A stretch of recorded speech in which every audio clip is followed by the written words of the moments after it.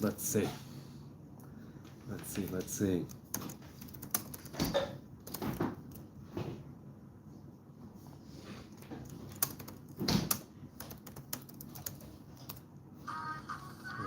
Hang on, commercial.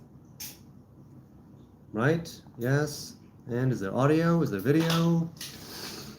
Come on. Yes, it's the Nazarite bringing you Hebrew lore from days of yore. What a lovely Shabbos it has been. And now it is the end of the Sabbath. Hang on a second. Let's start the poll. How is your weekend going, good people? How is your... Hey, Dev Coffee is here. Dev Coffee has adopted, I'm assuming adopted, a new kitty named Phoenix. And he is gorgeous. Hey, Pistleton, how you doing, man? How's your weekend coming along? Dev, hey, my father is here. Shavua Tov, Pa. Yes, he is so cute. He really, really is cute. Truly. I saw him on the gram. Yeah, he's really adorable. A cat that's over here in the neighborhood that I thought was male just because I'm a guy, but that's not true. My wife thought he was male as well. She gave birth, and so we have a few kittens in our yard, and they are also very, very cute. And even though this cat, I've never had physical contact with the cat, but we know each other, the mama, and she gave me the old today or yesterday or both when I came near. I didn't come near, to pet her or anything, or the kittens. I know not to do that. But it's like, hey, you're in my yard, my house. Yeah, so the new cat, really, may you live with each other in good health and positive vibration. It really is great. Okay, 3 votes in. You're having a good weekend. That's lovely. Good for you. Very good for you. Okay. Oh, you know what? I had a few minutes before now, and I wanted to get a few of the comments going, but that's okay. This kitty came from an accidental litter that my boyfriend's cat had. She's getting spayed in a couple of weeks. Oh, an accidental litter, an oopsie kitten. Pistleton, you should try to personalize with the mama kitty and kittens. They will be so much more friendly. No, I mean, I'm not really looking for them to be friendly. I'm looking for them to just do their thing. It's all good. It really is all good. Leave her some milk. No, they have enough milk, right? The kittens have their mama's milk, and adult cats don't need cow's milk. The calves are the ones who need the cow's milk, right? That's my vegan self coming out there. Yeah, so Pa, we had many cats and kittens in the old garden, didn't we? Yes, we did. Okay. BMXers with dreadlocks said, when I said in a different stream, right, comments here, he said about cutting my hair, what would you have said if you were not a Nazarite? So, if I didn't have my Nazarite vow, it could very well be that I would still rocking my side curls because I never shaved them off, right? I had side curls from when I was 18 until I was, I never really shaved them off. I never cut them off. I still have them. It's just that the hair grew around them. The salt is over here in one of the dishes. I think the salt shaker is in your room, actually. But here's the salt. It's right there. It's right there. So yeah, would I have gotten my hair cut? Dude, it's right here. Here's the salt. Would I have gotten my hair cut? Who knows? Who knows? Cow's milk is actually not great for kitties, too high in calcium. Exactly. For calves, it's great. Hey, I'm not sure. Howdy. Howdy, howdy, howdy. All right, we got F off, dumbass. 50%. 50% over here, 50% over there. It's okay. It's all good. It's all good. Okay. Then they might said BMXers, they might say you should shave your side curls. Yeah, I don't think I would have. I don't think I would have. E-Dog said, my throat is scratchy and my ears tingle when I smell the hairy lollipop. To which I said, you should see a physician, right? Because I'm not going to give medical advice. But I'm thinking he should see a physician. I meant leave the milk for the mama cat. Yes, I know what you meant. I know you meant for the mother and not for the kittens. No, one of the kids gave her water and them some water earlier. I have a cup of tea. Organic forest fruit black tea. Still a little too hot. And I have a piece of cake. It's it's just cheap ass run of the mill cake, and again vegan. So let's see. You could be the bad guy in a spy thriller. The beard is badass, said Gabe Vincent Glazer. Glazer. Gabe Vincent Glazer said I could be a bad guy in a spy thriller. Not with this hat. I'd have to change hats. Hey, James Bong is here. Philonetic is here. What denomination of religion are you in? TBR asks. I am nothing. I'm just a regular Hebrew man. I grew up modern Orthodox, but I no longer label myself with any specific denomination. My root, my home is Orthodox Judaism, but I no longer consider myself religious or Orthodox per se. Hey, Pario is here. Jesus loves you. God bless you. Thank you, thank you. I was going to stay around, but you said you're vegan. Goodbye. Bye, Sharpie. It's all good. I'm not a militant vegan, right? I don't think everybody should be vegan. Hey, great to see you again. Say hi to me, please. Hey, AANK8QB. I forgot the dash. Forgive me. How you doing? Are you a member of Chabad? No, Euro-African. I'm not a member of Chabad. I do love their teachings, especially the earlier teachings of, Baal Tanya and so on. But Chabad have done really amazing work. They're not 100% awesome, because who is and what is? But they do, no, I'm not a member of Chabad, but I have studied some of Chabad's teachings. I've had some Chabad masters in the past. And so, yes. Why are you using tech on the Sabbath? Shabbat ended 3 hours ago. No, not 3, 2 hours ago. So it's not Shabbos anymore. It is finished here in Israel, indeed. R1234 says, all love, indeed, all love. God bless. Good to see you here. TBR says, do you think the Torah Jews and Eastern Orthodox are waiting for the same God? If you're talking about the Eastern Orthodox Christians, because I don't know what Eastern Orthodox Jews are, I don't know what Torah Jews are. Jews follow Torah. You could argue over whether or not they follow the written Torah or the oral Torah, right? And the different traditions regarding the Talmud and the Mishnah and so on. But waiting for the same God, I have no idea. As far as I know, Christians believe Jesus is their God, so no, it's not the same God, right? That's according to Torah would be idolatry. So yeah. Pistleton says, Lampy from VeggieTales, I don't know what VeggieTales is, was an evil villain sidekick who was also a lamp. He was a sidekick and also a lamp? Did he at least give light when it was necessary and needed?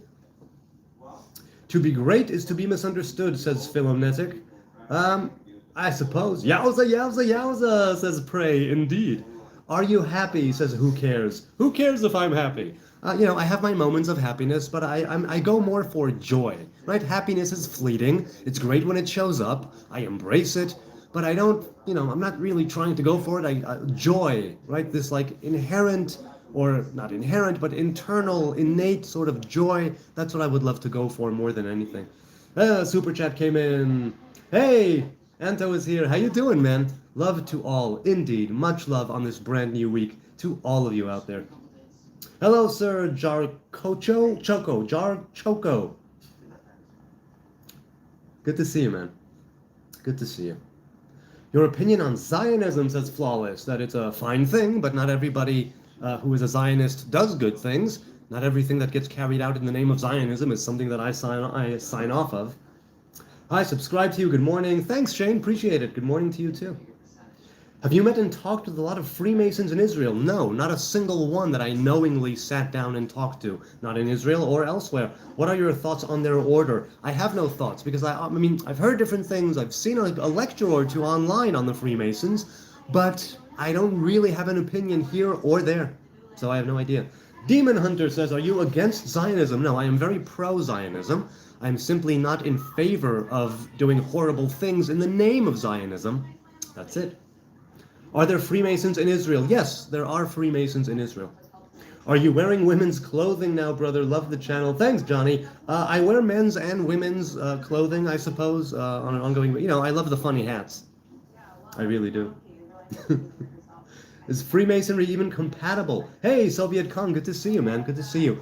I don't know. I don't know if Freemasonry is... I don't know if they follow any type of deity. I don't think it's an organized religion, right? They have their lodges. They have their ancient lore and their traditions. But as for that whole thing of them being like a cabal of people controlling, compatible with what, I suppose is the question. I like Israel, says Who is Pose. Thanks, man. I appreciate that. Do you wear thongs? No, Jesus, I do not wear thongs, but only because I've never tried one. It could be that if I put on a thong, I would be like, oh my God, where has this been all my life? So I don't know. I don't know. And now, of course, the question is, if I was going to wear a thong, what color, what cut specifically? I don't know. So many questions. So many questions. Freemasons only require you to believe in a God. Judaism is fine. Oh, okay, then in that case, it's fine. You look like you tell on Jews, says Cable Dog. What does it mean to tell on Jews? I don't know what that means. Don't you me in your grandma's hat, bro. Hey, Kevin, good to see you again. Keep up the positive vibes, sir, says Demon Hunter. Positive vibes, man. Positive vibration is what we have. Anto says, this man is funny. I have my moments. Joe Foy says, have you ever had shrooms? Yes, several times in my life I have partaken of the mushrooms. Once or twice I've taken a hero dose alone in silent darkness, like Terence McKenna, the great Dr. Terence McKenna has said. I am a fan, but again, harm reduction, education, test, you don't need to test the shrooms, but, set and setting are paramount. Take care of your body, take care of your mind, respect the substance, respect the mushroom, and everything will be awesome. Thank you. Hey, HP is here. HP, good to see you, man. Thank you for the good laugh the other day. I took your advice and tried the human blood. It does make great garnish. You're right. I told you, man. I told you. You gotta be fresh. It's gotta be fresh. If you want, I'll hook you up with an old ice cream truck. Get in touch, huh? Okay. The great Terrence Howard. I don't know who Terrence Howard is, Viacom. Hatcher says, looking like you're wearing my grandma's hat. Yes, I am. Tell her I'll have it back by Monday. And you look like a bush, says Mohammed. Thank you.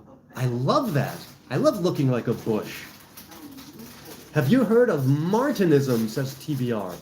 Actually, no, I don't think I've heard of Martinism. No. But hey, Mohammed, let's not just gloss past this looks like a bush thing. Because I'm assuming you don't mean like I look from the family of the former presidents, Bush, right? Junior and senior. So if I look like a giant pubic region, I take that as a great compliment. I really do. I love it. Oh, I love it. Okay.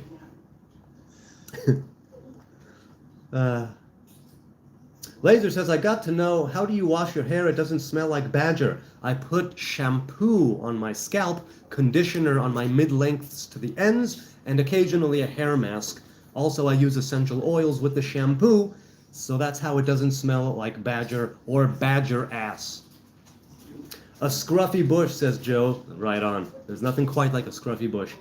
Max says, I dated a Jewish woman for a few years. She was so beautiful. Any advice on attracting more beautiful Jewish women? No. I've only ever had one girlfriend. I married her, so I have no advice on attracting women or Jewish women or men for that matter. No advice at all. You know the two rules, right? A, or one, be attractive. B, don't be unattractive. But attraction can be something very subtle. You don't have to be beautiful. That's attraction in like the external way. So there's attraction with women, as far as I can tell. There's A, the immediate attraction. B, there's the way that you smell, right? That attracts somebody. And C, there's the attraction that comes with getting to know a person. There's the attraction that is more subtle, that is more nuanced, that comes after a few times of meeting a person. They say something, they do something, they act in a certain way, and it turns you on. And not in a sexual way, in a way that makes you curious. And that, unlike physical attraction that you immediately are attracted to, that's the immediate attraction. There's the more subtle attraction that is deeper, that is more intimate, that is more nuanced. And as far as I know, that's what you should be aiming for. There's only so much you can do to groom yourself. There's only so much you can do to look better externally. There are things you can do, and likely you should do, right? To make yourself look good so you are comfortable in your own skin and with the way that you look. That confidence, that comfort that one has in their own skin, that actually shows, right? That actually is something that you show in the way that you behave, the way that you talk, the way that you act, and what you do. And that is something that can attract people for the long term. Not just, oh wow, that person looks good, but oh wow, I'm curious about this person, and what they are doing is resonating with me inside. But I have nothing else, nothing else to go on. Your hair is swag, says Dark Horse. Thanks, man, I appreciate it. Is badger ass ritually unclean? Soviet Kong says. I'm assuming badger ass is ritually unclean, but it really does depend. Baruch ata Adonai Eloheinu melech haolam she'akol niyeh b'doro. Oh yeah, nothing like a good cup of tea. Okay, I found the guy controlling the weather, says 3ERICW. No, not quite. Intellectual attraction, says Laser. Precisely. Intellectual attraction. That's what I'm talking about. Nothing to go on? Elaborate, says Pedro. Amen, says my father. Dog, how do you do this still, GH says? Because I love it. I love doing this, GH. I love going live. I love having conversations with people. I love having fun online. It's so much fun. Rishi says, why do we believe in a religion over the reality of where we live? Knowledge is uncertain, and neither we know what is absolutely clear. So what makes one follow a religion, trust or belief? Well, first of all, there's indoctrination and being born into a faith. And then there's contending with the questions that come up to you organically, inherently, right? Associatively. Could you lower that a bit? Just a bit? Thanks. So, why do we believe in a religion? First of all, religion is a manifestation of like an internal spiritual instinct. I do believe, falsely or rightly, that we as human beings have the instinct towards spirituality. We have the instinct towards acting out that spirituality. And that means that we also have something approximating religion. You could argue over the nature of religion and organized religion and ritual worship and animal sacrifices and all of that.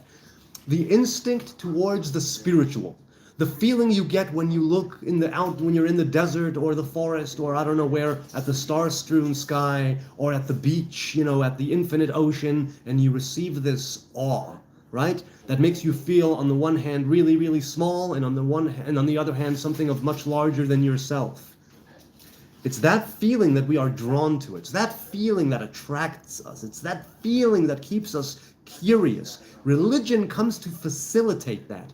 Religion comes to bring guidelines, rules, regulations, and modes and disciplines into the frame of spirituality that we are initially attracted to. And so if you're talking about spirituality, that's a different story. If you're talking about religion, I would say a lot of it comes from being indoctrinated. A lot of it is being born in a specific time, in a specific place, to a specific faith, in a specific, to a specific family. Knowledge is uncertain, that much is correct, but knowledge means to make a connection. And so when you make connections between things that are known and unknown, when you make the connection, right, between what is clear and unclear, as you say, and when you have that, as you say, trust or belief, right, those are two different things.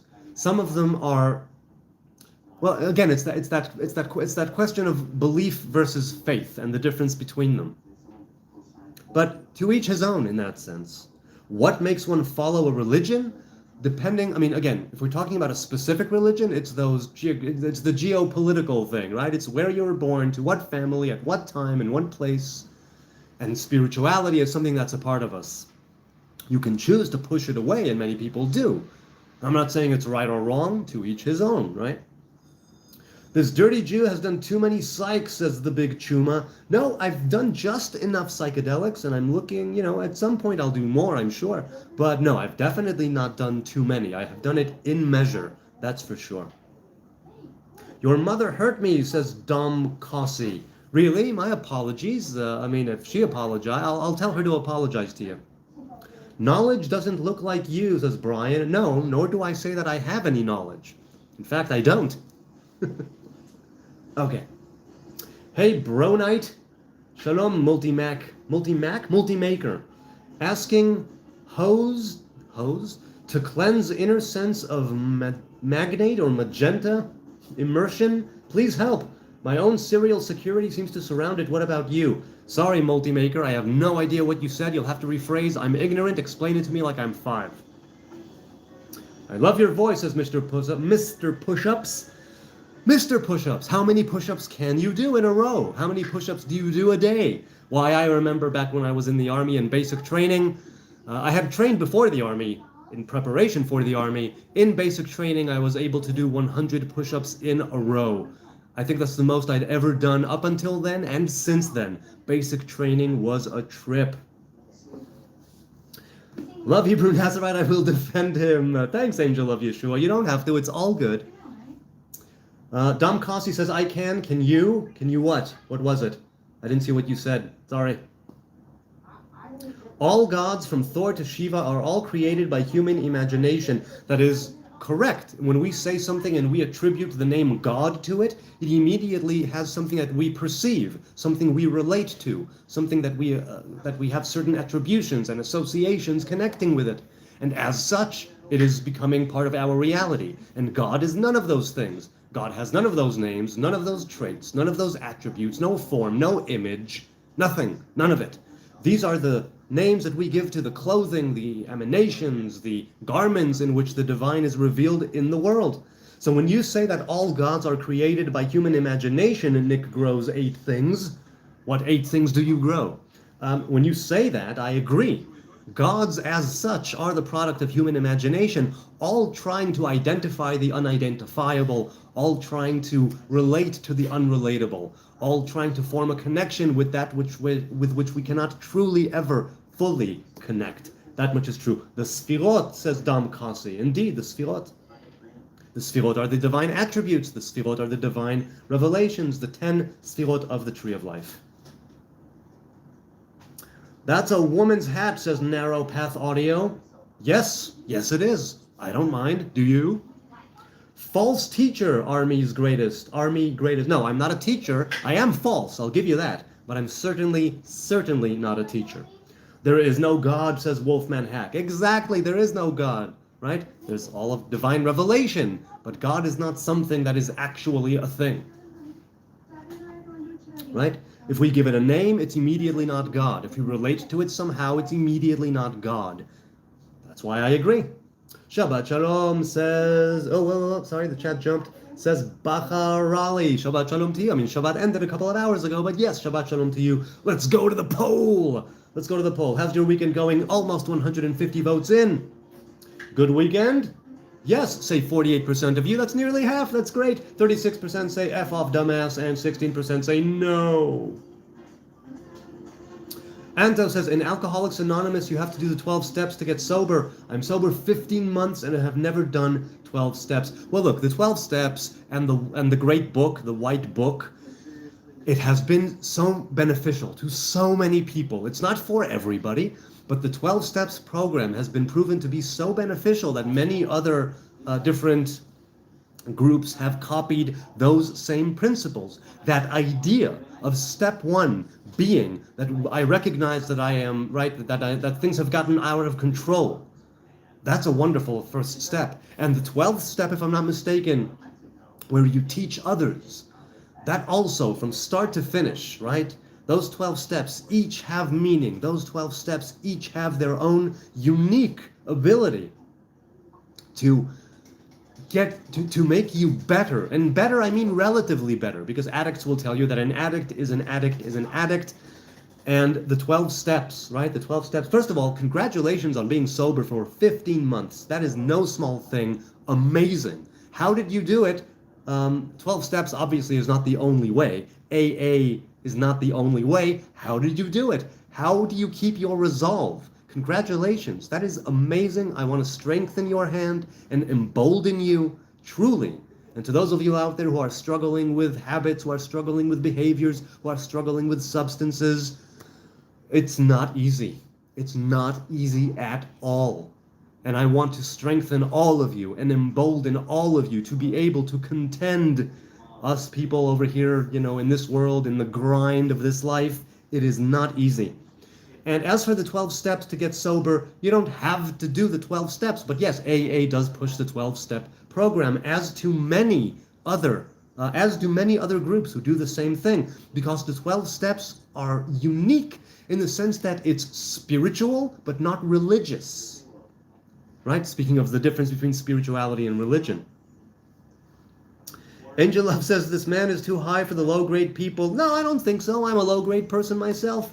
Trying to gaslight him, he is riding high above you. No, I mean, I appreciate the sentiment. I really do. I'm not higher than anybody else. I am the lowest of the low. As far as I'm concerned, I am lower than the people who you're saying that I'm higher than, right?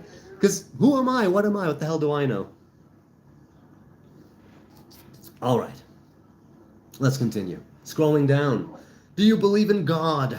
Yes, I do. I believe in the divine revelation that is revealed here in this world. I believe in the Creator. I believe in the Most High Hebrew God.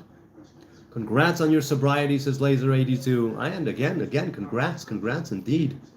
You will eventually relapse if you are not involved in the 12 steps? Not necessarily, MSG. Giving back to other addicts is what keep you sober aligned. Yes, giving back, the 12th step, right?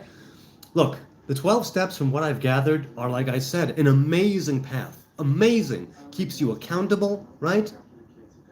But I definitely don't think it's the only way, MSG. And you don't have to say that he will definitely eventually I know you didn't say definitely, but you don't have to say it so absolute, like you will eventually relapse. No, don't think that way. Don't think that way. I don't think that's a healthy way of thinking.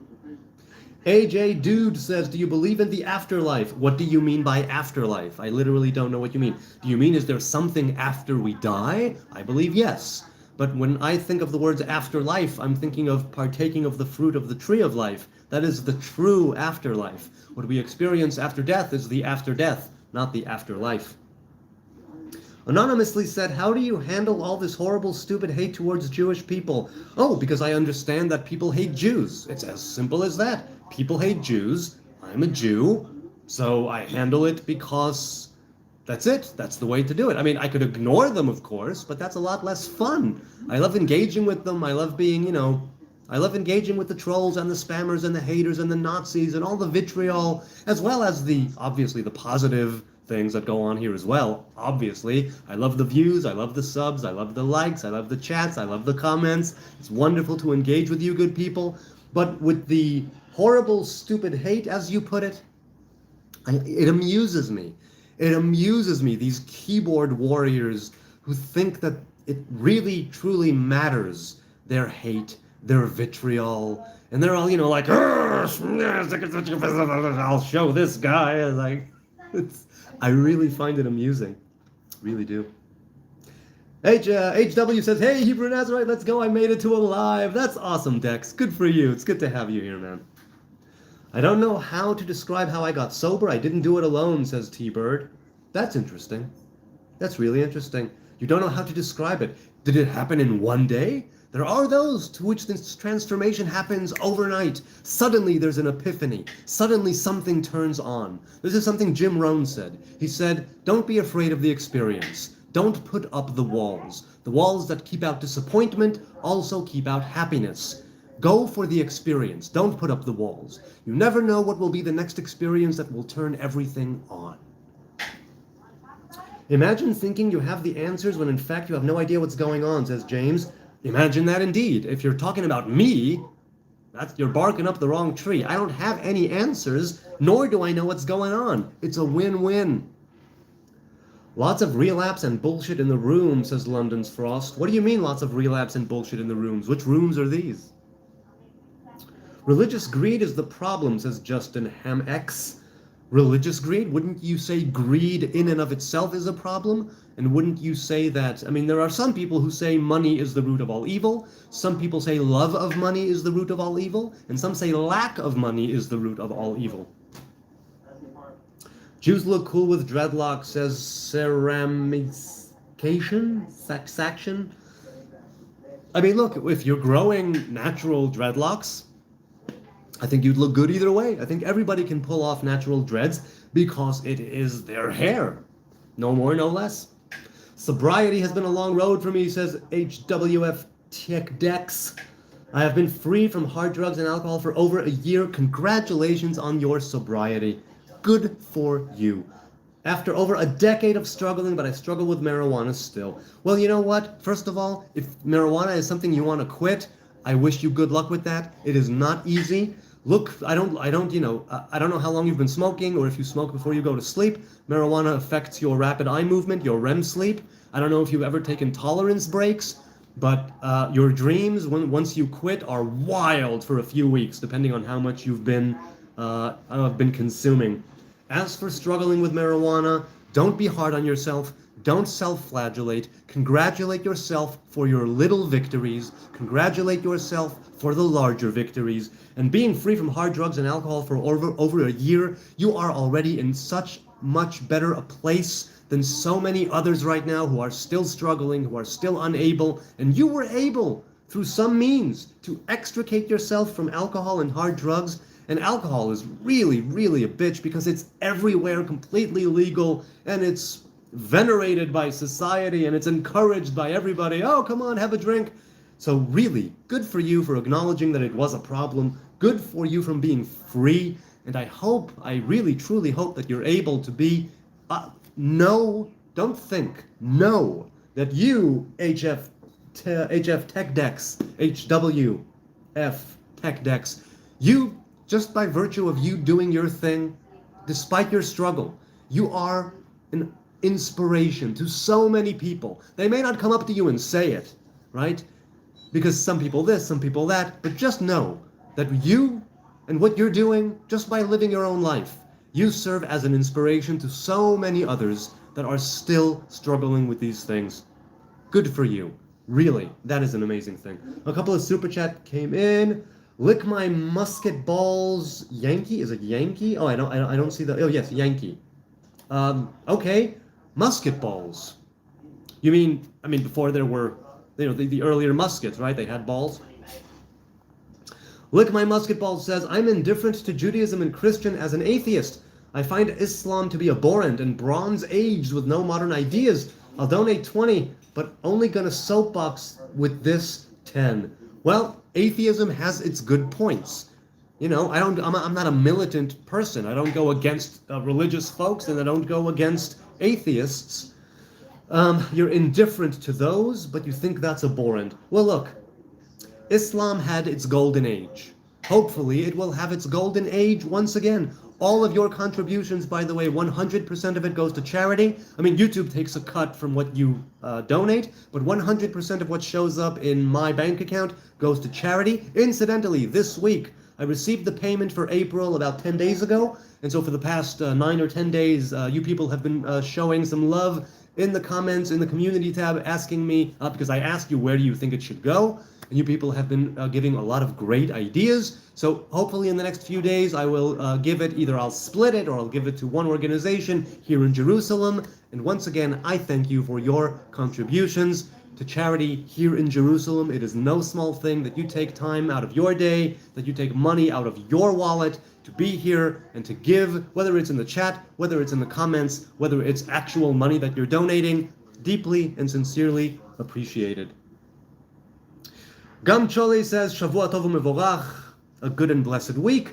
Wish you a very pleasant week, dear brother. Thank you, I really appreciate that. A great week to all of us. I'm Viet Kang says, he is Levite, Yeshua was tribe of David. David is not a tribe. David is a line, a person from the line of Yishai, right, of Judah. His line is from Peretz, the son of Judah. The rooms, my journey involved some time watching and studying the 4 rooms. The 4 rooms, that sounds so familiar. Explain to me what it is, I don't recall. Philo, you old son, says Viet Cong, what was it about rhino clawing the ground to show us in heat? Say what now? Truly's Wild says, do you live off of welfare? No, thank God I do not. I have a lovely and blessed career. I have a full-time job that's more than a job, it's a career. And I don't take it for granted. There were times when I was unemployed, and there were times when I was working minimum wage dead-end jobs. There were times when I was working, overnight telemarketing for a short time. I know, I've done it, I've been there, and I thank God that I've been able to get myself out of there. Not by my doing, right? By the grace of the Most High God.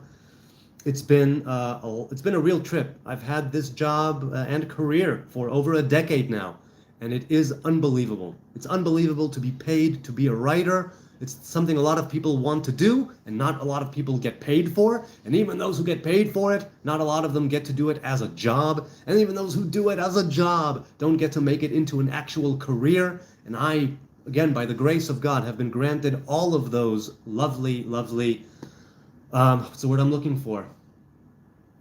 Well, I've been granted that for whatever reason, and I hope to continue to merit it. To help cover YouTube fees, says Lick My Musket Balls, have been very supportive of Jews and Israel since the conflict kicked off again with the unmentionables in the sordid October. Keep being you, man. Love matzo ball soup. Well, you know what? Again, as a vegan, I don't really have matzo ball soup anymore because you put eggs in the matzo balls, but I do indeed miss it. I do miss it. It's a lot of fun. A good matzo ball soup. People, do you like your matzo balls more dense or do you like them larger and fluffier? Let me know. I'm telling my kids this is Gandalf, says Adam. Thanks, I've been called Timu Gandalf, which is, I thought, lovely. Do you think the Hebrew leg swept the Greeks? No, I don't. I think that it was a battle. I think that what were they called? Seleucids, right? The Seleucid Greeks. It wasn't, I mean, look, some Jews became Hellenized at the time of the Second Temple. There was a great battle, there was a revolt, and then the Hashmonai dynasty managed to be established, right, with the Maccabees, right, Judah the Maccabee and his brothers, the Hashmonaim. So they were able to kick them out. But then Rome took over and eventually burned down the temple. So even though we were able to get the Greeks out of here, it was, first of all, it was a very long battle. Second of all, it was a bloody battle. But it worked and it happened, and we celebrate Hanukkah to commemorate that. Now, even though the kingdom returned to Zion, only for just over 200 years, that's not a crap load of time, but Hanukkah was established for generations because of it. Okay, Casual Company says, to all you haters being disrespectful to this guy, leave this man alone. For being able to have the confidence to do what you have no balls to do. Much love, Bo Creek. You keep doing what you're doing. Thanks, man. I appreciate that. But no, as far as I'm concerned, they shouldn't leave me alone. I'm putting myself out there. I'm going live, unscripted, unfiltered, right? Because I want to have the conversation. I'm going here live and raw from Jerusalem because I don't mind being hated. I don't mind the insults. I don't mind the trolls and the spammers and the Nazis and the keyboard warriors. So I really appreciate the sentiment, Casual Company. I really do. And I don't think that it's necessarily that they have no balls to do what I do. It's simply that they haven't done it yet, right? But I think the best thing a person can do is be him or herself. This is part of what I do. I'm a creative person. I'm an artist. This is what I do. I send things out. I send my bread upon the waters. I do it with my words, and I do it with my speech. So I appreciate the sentiment when you say leave this guy alone, right? Leave this man alone. And it's not about confidence necessarily, although for some people, definitely. Some people hate public speaking. Some people would never want to speak on camera, live. I've done public speaking. I've read poetry on stage. So it's like, thank God, I don't have that problem. I am able, by and large, to step up to the mic and be able to hold a room, to some degree anyway. Depends on what it is that I'm doing up there on with the mic. But thanks for the love. Thanks for the positive vibes. I appreciate it. Oh, more super chats came in. Lick My Balls said, some brokey said defund Israel. Here's some money to fund you and Israel. Well, again, it goes to charity, right? It goes to charity here in Jerusalem. So I deeply appreciate it. You're not funding me, but you are funding Israel and partly YouTube. As for defund Israel, the United States of America gives money and aid to more than 170 countries and territories. Israel, I think, is one of the only ones that immediately puts 70 or 80% of it back in the industry of the United States of America. And so if you're going to say defund Israel, I agree. Okay? If you're saying America first, I agree. But don't have a double standard. If you're saying defund Israel, you might as well say defund all the places with which you don't agree. And I guarantee that among those 170 plus territories, there is something that you don't agree with about at least a great deal of them. Or maybe even not. But even those that you don't agree with, and let's say they are a minority of the 170, you're not saying defund this, that, or the other. You're saying Israel. Much like the double standard towards Israel exists like as an international pastime, the bias towards Jews and the triple standard and the quadruple standards towards Jews and Israel.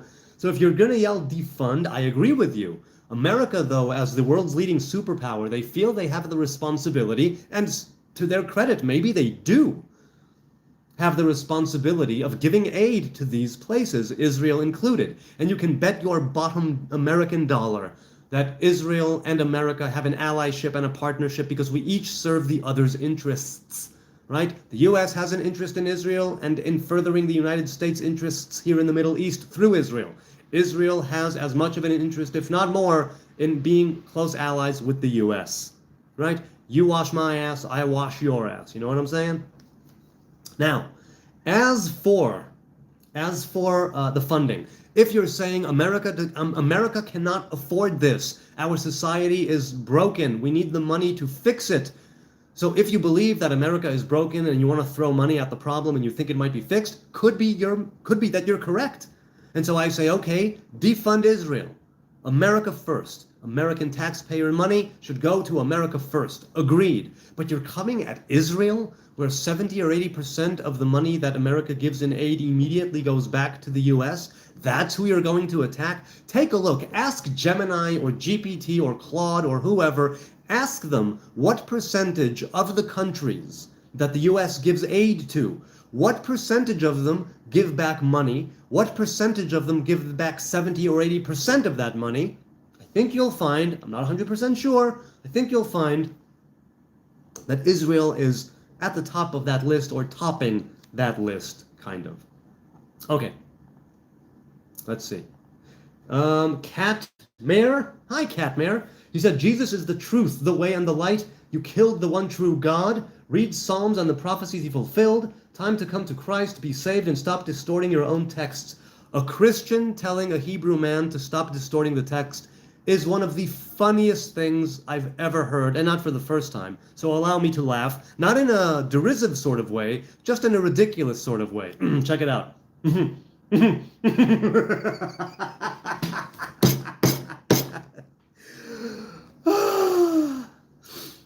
That's a good one, Catmare. Okay, I'll address it.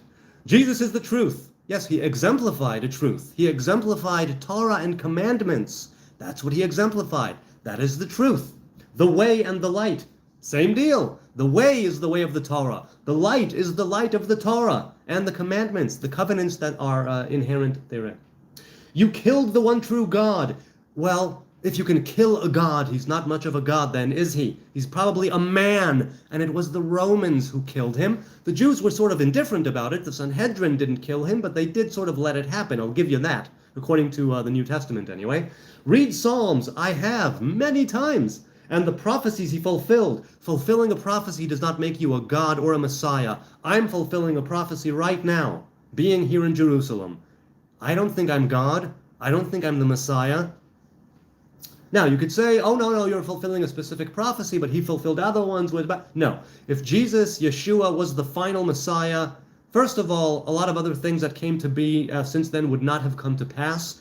Second of all, the last king traditionally that sat on the throne of the kingdom of Judah is King Agrippa II. Jesus was not king. Jesus was never embraced and anointed and crowned by the people, so you're wrong about that. Even if he fulfilled things as King Messiah, as the anointed one, that does not make him God. That goes against the Torah. And he was a Torah-observing Yid. He was a Hebrew man who observed the Torah and the commandments. And to say that he is God is to go against the very thing that he himself exemplified, personified, and sought to make, to make great again. That's why he argued with the Pharisees. That's why he argued with the sages and the rabbis, and rightly so. Time to come to Christ. Christ means anointed one. So if you're saying that it's time to come to a king of Israel, I agree. May the king of Israel show up and be embraced by the people and be crowned as king. That would be good. Be saved. Yes, if we could be saved, we are saved by God and by our own dealings and doings and by ancestral merit. That is what saves us. Jesus doesn't save anybody according to the Hebrews, according to followers of Jesus and Christians and Messianics. Of course he does. Nobody is taking that away from you. Feel free to believe that you are saved by faith in a dead man. That's great. I know you believe he's alive. It's all good. I believe he's dead. He's just another dead guy. Stop distorting your own texts. See my previous laugh at that. Okay, let's continue. Nice deflection and manifestation of the devil in your chuckle. See what happens when heathens are confronted with the truths of Jesus. Yeah. Deflection, I addressed every single one of your points. That is not deflecting. Manifestation of the devil. Yes, that is my clearest manifestation of the devil.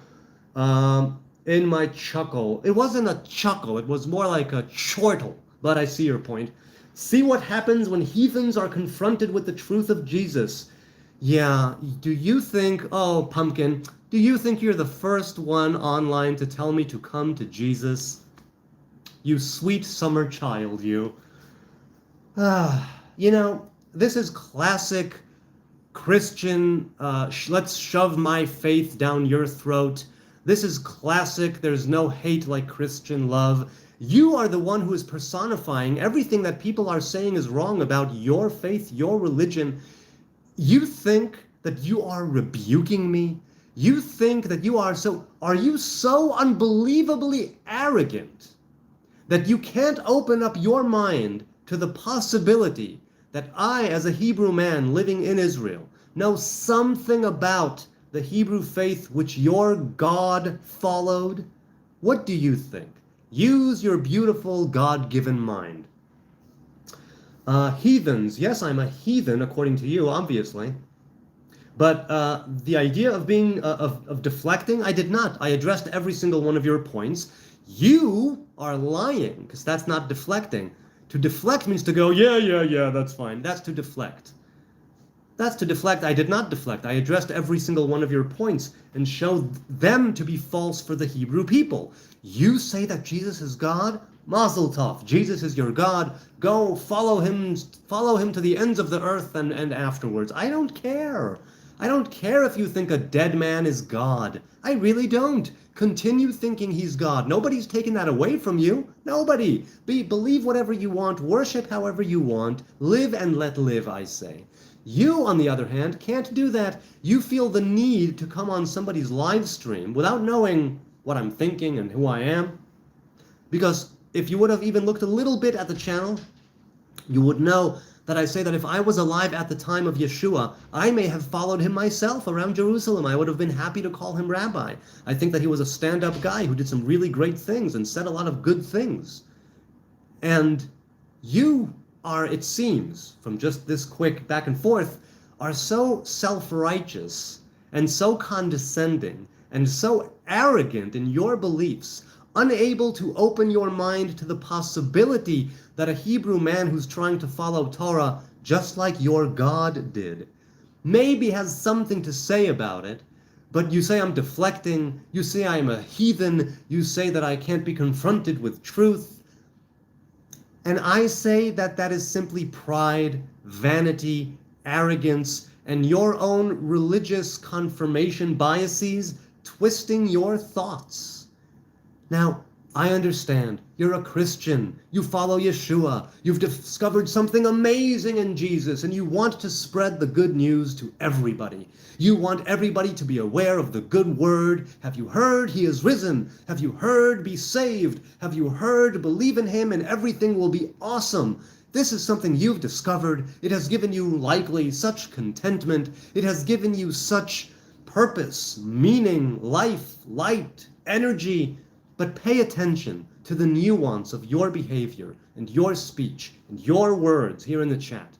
Because along with all those good things, there also came some pride and vanity and arrogance. So, nobody is taking away the good things. By all means, roll with it. I hope you live a righteous and humble and simple life in your walk before the Most High God.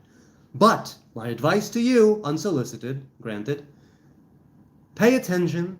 Try to be a little less arrogant, a little less condescending, and a little more open, because you're allowed to believe whatever you want. But to shove your faith down other people's throats, that's something that most people would not appreciate. Just saying. Okay. Australian money is worthless, says Lick My Musket Balls. Every 10 he sends is a fraction of what I send to help y'all against the Islam menace. Well, I'll tell you. People do consider Islam to be a problem. Islam, they say, is incompatible with the views of the West and with the values of the West, and to some degree that is true. Islam, it seems that people are running away from Muslim countries to Western countries and then trying to make them into the very countries that they have fled. It seems to me that there are those who, because I don't know Islam, all I know is the Israel Middle Eastern terrorism Islam, right? And that's a part of Islam, but it's not all of it, of course. I'm sure, like with every other Abrahamic religion, it has its bad sides and it has its good sides. And so I'm willing to grant that and say that I so far have not been privy to too much of the goodness of Islam as such. It doesn't mean it's not there. As for Islam being a menace, I think there are Muslims that are a menace. I think that there are Muslim teachings, ideologies, and likely different, laws in Sharia that are a menace. However, I also think that there are many mainstream, majority, peace-loving, more liberal Muslims. Now, people do make the argument, yes, but there's no such thing as radical Islam. There's no such thing as extremist Islam. There's no such thing as fundamentalist Islam. There's just Islam and those who don't keep it to that degree. But that doesn't make it any less. Were they to keep it to that degree, it would immediately become those very things that we are against. But still, there are many moderate Muslims, and you could say they're not real Muslims because they don't keep it and they pick and choose. I, as a picker and chooser, say, fine, let's go with that. Let's say they pick and choose, and they choose to live moderately. Integrate to some degree, keep their Muslim faith and all that. They want peace, they want, dignity, and they want honor in the positive way of just living out their lives, working for a living, caring for their families, growing old and dying, having a life. That's a good thing. And I hope, truly, that those Muslims, which might be a majority, right? What did Gabrielle Bridget say? She said that the Lebanese, right? She said, the problem with Islam is that the moderate Muslims are a majority, but the majority is irrelevant. The moderate majority is irrelevant. The peace-loving majority is irrelevant unless they actually get up and do something and overthrow the extremists and overthrow the fundamentalists and overthrow the terrorists. Then you could say something, oh yes, the majority actually had a say. But right now, many of them are silent. Many of them are staying, are just doing their thing. Let's continue. Scrolling down in the chat. You can't speak in Islam if you don't know it, says Badawiya. No, I agree, I don't know Islam. All I know is the Islam that I see here in Israel. What I've seen so far here in Israel, 90-something% of it has been bloodshed, war, and terrorism.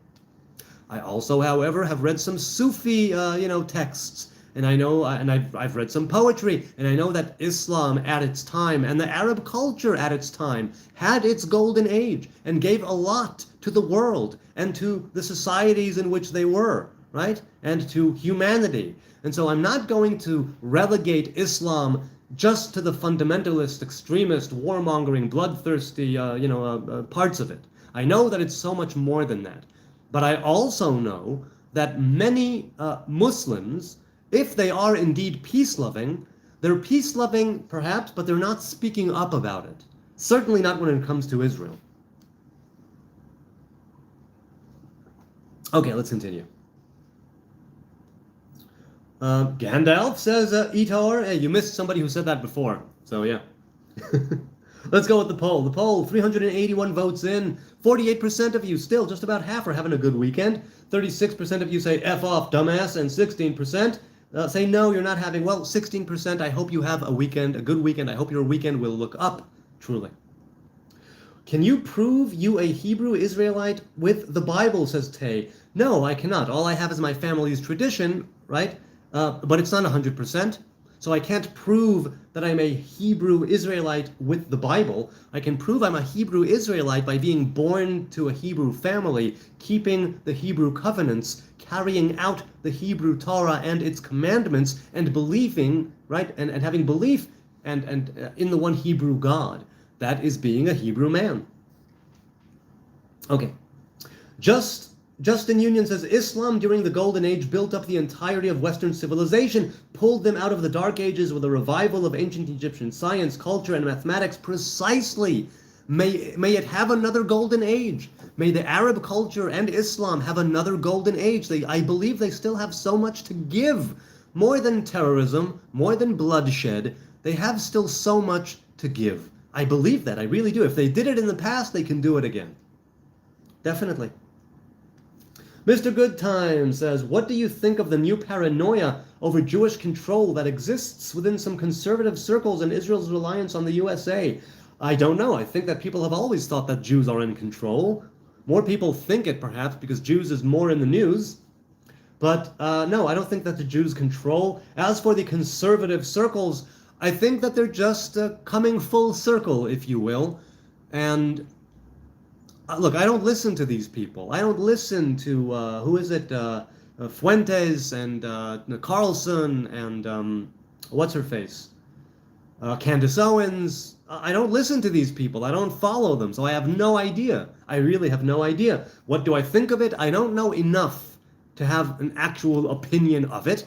All I say is it's par for the course. It's part and parcel, right, of being in this day and age when the hatred towards Jews and the hatred towards Israel is always there, and at times it peaks, and this is one of the times when it's peaking. It's pretty much all it is. Haircut, sir? No, Tantriac. No haircut for me. No haircut for me. Justin Union says, imagine thinking that documented history with the primary evidence and text is alternate history just because you're historically illiterate. I'm not sure what you mean. Who is the illiterate one, and what alternate history are you talking about? I'm not sure. What I live about this man. He is honest. I'm assuming you wanted to write love. Thanks, man. I appreciate it. I make an attempt to be honest. I fail sometimes, to be sure, but I try to be honest. That much is true. I do make a sincere attempt to be sincere. You're Jewish, says JLEWHT. Yes, I am. I'm a Heb, a Shylock, a Schnozhaver, a remnant of the kingdom of Judah. That is me. How do you feel, says Catherine, about all the hate towards Arabs and Islam, considering the Bible says they are Jews' extended family and respect your neighbor? I feel that no matter who you are and where you come from, if you do things that merit getting hate from others, then they're gonna hate you. Is it always justified? No. Are there times when you bring it on yourself? Yes. This is true to Arabs, Muslims, Jews, Baha'is, Druze, and anybody else. There are times when it's just in-group, out-group, tribalism, othering. There are times when it actually is merited because people as a group, not individuals, if you're talking about like a group identity, and I try to stay away from it, but if you're going to talk about group identity, there are times when people attribute certain things to a group, right? You could say it's bigoted, it's racist, it's dark thinking, it's nonsense, it's archaic, but it still goes down because we are still human beings. In that sense, the Bible says that the Jews are the Ishmaelites' cousins and the Edomites' brothers. But if you're talking about all the hate, who? From the Jews? Or from the world? I don't know what you mean. You'd have to be more specific. How do I feel? I feel it goes on a case-by-case basis. I feel that one should not hate others just by virtue of them being Arab or Muslim or having a certain skin color or coming from a certain geographical location on the face of this earth. That's no. That's a no. That's just being bigoted and hateful and spiteful and mean for no reason. It's baseless. If we go on a case-by-case basis, and you say, here's the scenario, this person who happens to be Arab, Muslim, I don't know what, and he did this and this and this and this, I would say, okay, that's pretty good reasons to hate that guy. Not his religion, not his culture necessarily, unless the things that this person has done are inextricably connected to his religion and his culture, and by virtue of those two things, he carried out what he did that caused you to hate. then I would say there's a connection there, and still don't hate them all, but definitely look out for that guy, and hey, maybe don't cross paths with him again. And hate is a problematic thing. Hate is very problematic. But I would say, how do I feel about it? I feel that if somebody did something and you hate them for it, I'm not going to take that away from you because I'm not you. But I will say to keep an open mind, an open ear, an open heart, and keep the lines of communication open for when and if this person whom you hate comes before you and says, you know what, I was wrong, here's what I did, I'm sorry, could you forgive me? That you will be able to actually bury the hatchet, as it were, and move along together. An hour just passed. I will say a quick aside to say thank you to those watching now, those watching later. Shout out to the replay group. I really do appreciate your time and your kind attention. I don't take it for granted. You're taking time out of your day, out of your night, your afternoon, especially now in the weekend, to be here and listen to my rants, raves, and rambles. Your engagement means a lot to me. Your participation means a lot to me. The contributions you make to charity with the ad revenue, super chats, super thanks, super stickers means a lot to me. That too is no small thing, and I don't take it for granted. If I miss you in the chat, please forgive me. I'm not ignoring you. I'm not banning you, not filtering you, not censoring you. I am simply, the chat is moving pretty rapidly. Leave a comment. I address every single comment that is addressed to me. Also, if you want to hit me up in the DMs, Hebrew Nazarite, look for my tree on X, TikTok, Facebook, and Instagram. I don't post there much, but I'm there for the DMs. Let's continue. Scrolling down in the chat. Do you have a beatful? Says Adi Love. Hey, Adi, good to see you again. A beatful what? I don't know what that means. M-Boss. Hey, M-Boss, good to see you again. Shalom Aleichem, Hebrew Nazarite. How do you speak so good English? I'm confused. Are you not from Israel? Yes, I am. My parents are American. They were very precise and very meticulous about teaching us English, and that's why. It's thanks to them that my English is that good. S. Huncho says Rastafari. Well, I'm a fan, but I don't worship Rastafari. His Imperial Majesty Haile Selassie was an Ethiopian Orthodox Christian. I do not follow Christians. I'm not a Christian. I do not follow the Christian God. So there you go. But Rastafari did indeed say some really great things. He was, to his people, they say that he was a pretty good leader. He had his faults, I'm sure, like any leader. But yeah, he did some great things. And he had some land. His family owned some land here in Israel. Nice hat, says Catherine. Levi or Levi. Thank you, my fellow Levite. A fellow Levite here in the chat. Assuming that you are a Levite, because that might not be the case. Elijah says, how long have you been growing your hair? Something like 18 years. Why can't you cut? Because I'm a Nazarite. I took a Nazarite vow. And if you wanted to, why couldn't you? Because I took a Nazarite vow. It would be against my vow. The vow of the Nazarite says that the hair must grow wild and free. Now, some people, you're not allowed to comb, you're not allowed to brush. You are allowed to use your fingers and hands to fix the hair, style it, manipulate it, separate, but I don't do that either usually. I mean, if there's something in my hair, I can take it out, of course. But I try not to rip hairs out by the root. So there you go. Can you surf in Sea of Galilee? Yes, you can, Ordinary, you can, but it's not, the waves there are not really that good. Better to go to the Mediterranean on the coast of Israel, that's why. You are one, good for you, a fellow Levite. Selassie having land, I mean. And in the UK, oh, I see. And in the UK is indeed. And in the UK, and maybe other places too. That's very interesting. Must take a long time to clean your hair. No, it takes nothing. It takes no time to clean. It takes a long time to dry. I put shampoo in my hair. I let it sit. I rinse it out. I put shampoo again. I do it twice. Usually when I have the time, I'll do it twice. And I'll put some essential oils in the palm of my hand, right? I put shampoo in the palm of my hand. I put some essential oils in there. Usually tea tree or rosemary or eucalyptus. Or sometimes peppermint. Something good for the scalp, right? And then I do that twice. And then sometimes I'll condition, sometimes I'll put a hair mask. So it doesn't take a long time to clean. It takes a very long time to dry. So yes. Can you ski year-round? No, there are times when the skiing in the Hermon mountain, right, up north, there are times when it's open, there are times when it's closed. Usually it's open, well, obviously during the winter. As a Nazarite, you can't have a peot. I actually do have peot. I had long side curls, and the hair grew out around them. So that's what happened there. Please answer, brother, says Cameron. How come Talmudic rabbi want to enslave the Gentiles? Well, first of all, that's not halacha. It's not Jewish law to enslave the Gentiles.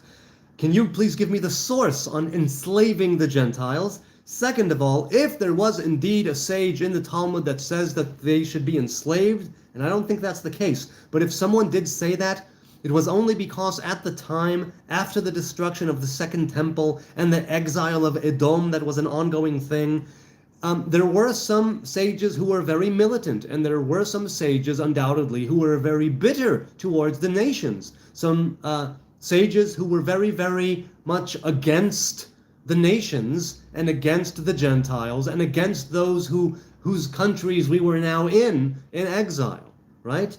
So you need to take it in context. It's a nuanced conversation. But the bottom line, whenever it comes to the Talmud, the question is asked, is it halacha? Is it halacha? Is it rabbinic law? Not everything that's written in the Talmud is rabbinic law. There's myth, folklore, and legend, and the opinions of the minority, and the opinion maybe of the majority that did not get made into halacha, right?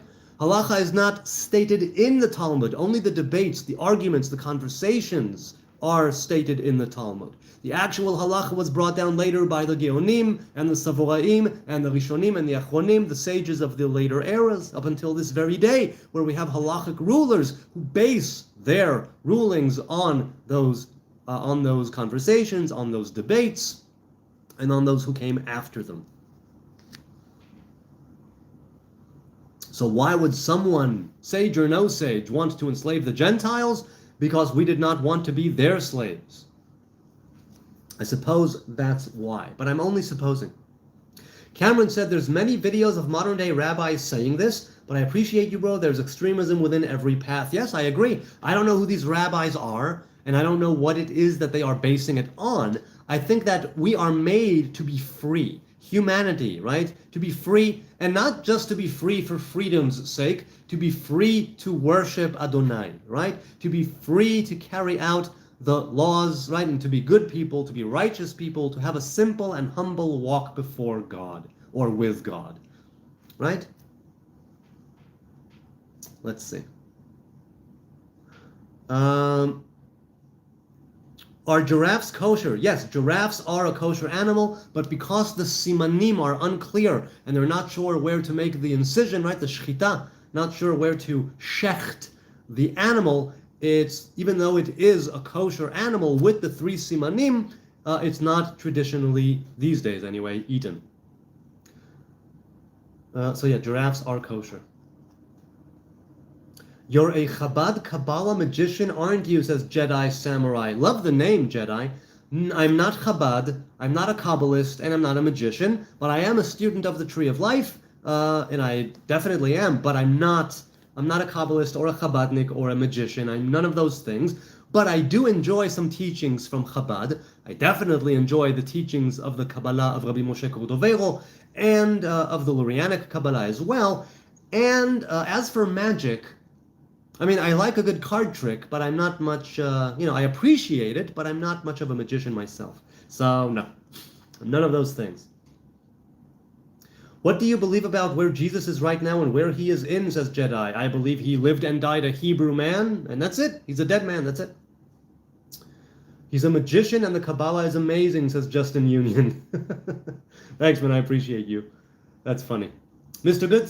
Good's time, what is the Tree of Life? The Tree of Life is the 10 Sfirot, right? The revelation of God in creation is known as the Tree of Life. By your leave, good people, I'm going to skip all the Palestine questions. People who are asking about Palestine in the chat, I have literally over 700 videos and live streams. The majority of them, I answer this question at some point in the chat. So you'll have to just check out any random recent live stream that I've done, and you'll find your answer, what I think of the Palestinians and what I think of the stolen land.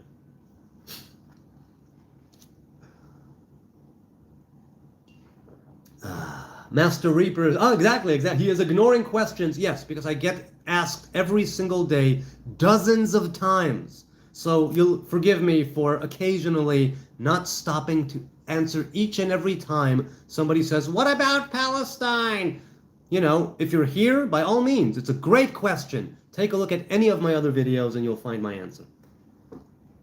Hey, Stone Smurf is here. Pardon my ignorance, what exactly is the Talmud? Is it the Jewish core belief, the Jewish version of the scriptures on what you base your faith and love and live your life by? No. The Talmud is the written down conversations, arguments, and debates and interpretation of the Mishnah which preceded it. The Talmud is one of the books of the oral traditions that were orally passed down from generation to generation, from master to apprentice, from rabbi to pupil, from father to son, from mother to daughter.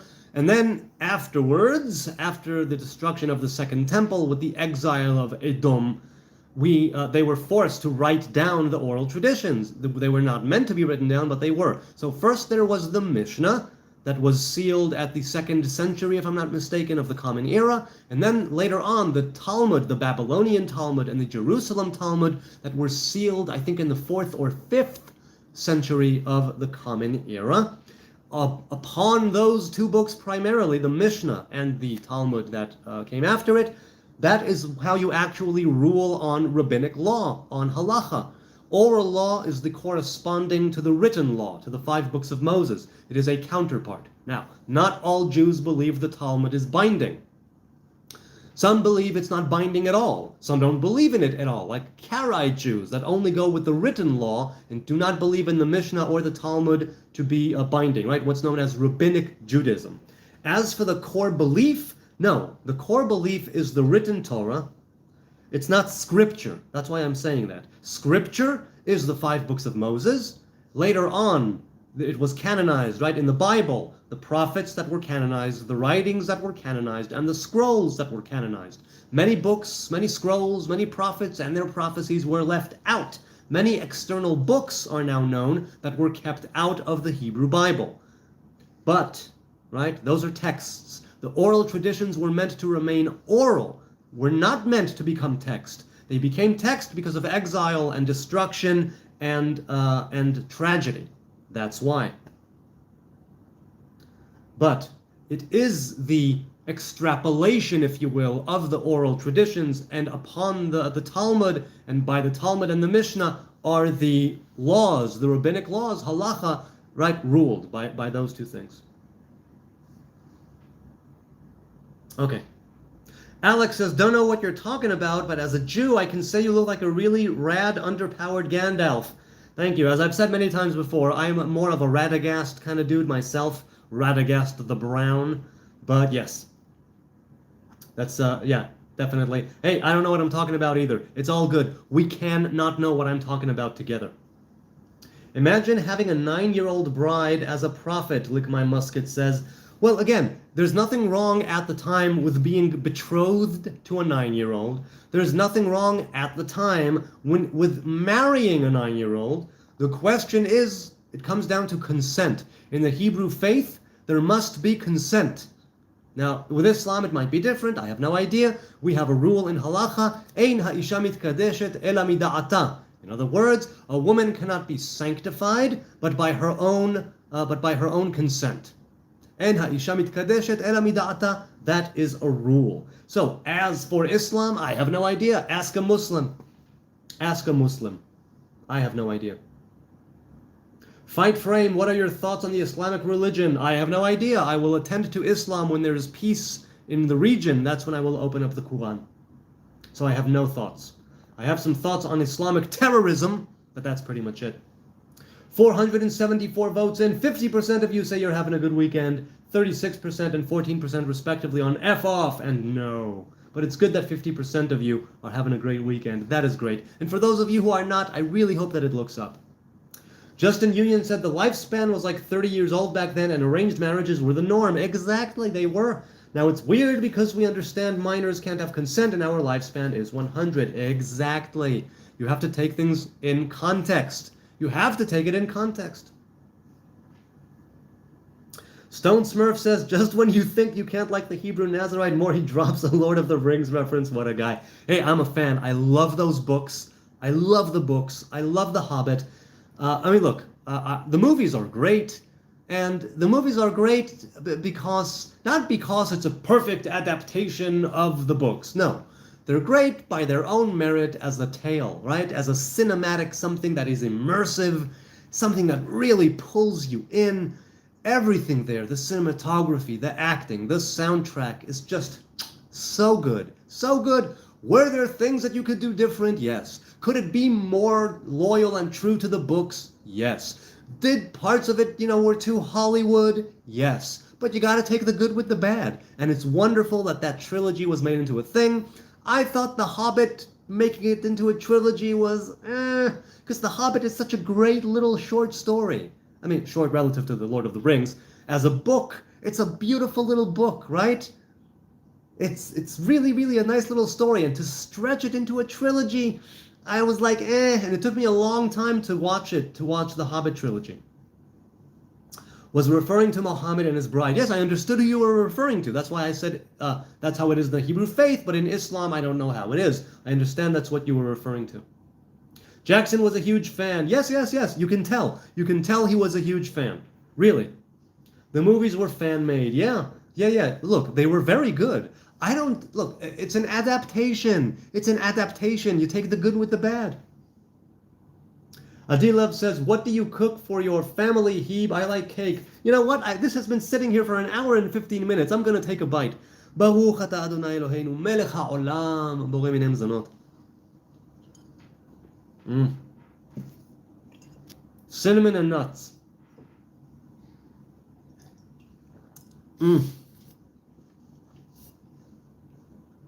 Cinnamon cake and a cup of tea on a Saturday night. A quick moment. Let me breathe it in. So many people, for the entire course of human history, of the earth, would have wanted to be where I am right now, in my home, in Jerusalem, after a lovely Shabbat, sitting here at my own table, with a piece of cake, a cup of tea, lovely conversation, with people all over the world. This is something unbelievable. And I do not take it for granted that you are here with me. Take a moment, breathe it in. Breathe in this wondrous thing that we call life. Breathe in this wondrous thing. Do you have shit going on? Of course. Are there things you need to take care of? Of course. Are there things that you need to cope with and contend with? Yes. Is there suffering? Yes. Is there tragedy? Yes. Is there malevolence? Yes. But right here, right now, this moment, if I can sit here with you people, if I can have a conversation with you, if I can laugh and talk about the Lord of the Rings with you, I do not take it for granted. There's so much horror and tragedy and so many bad and evil things going on even right now as I am speaking these words. Somebody is being attacked. Somebody is being raped. Somebody is being murdered right now. And I'm here doing this by the grace of the Most High God and not by my own merit. I am here able to do this. It won't always be this way. Bad things are coming. The flood is coming. I can only pray that I will be able to live my life in such a way that I'll be able to contend with the slings and arrows of time and fate. And through doing this here with you, and the positive vibration, and acknowledging the good, and being thankful for these small moments of tea and cake and conversation, I give thanks and praises to the Most High God. I give thanks and praises to you, good people, for being here with me. And now let's continue in the chat. Nova is a great name. Now he is off to sleep. What? I don't know what you mean, dude. I'm not sure what you mean. Who is off to sleep? Love to you all. You have put my kid in Nova. Do you know that name? Love to you all. Have to put my kid... Oh, to sleep. I mean, I know the name means new, does it not? The name Nova, doesn't it mean new?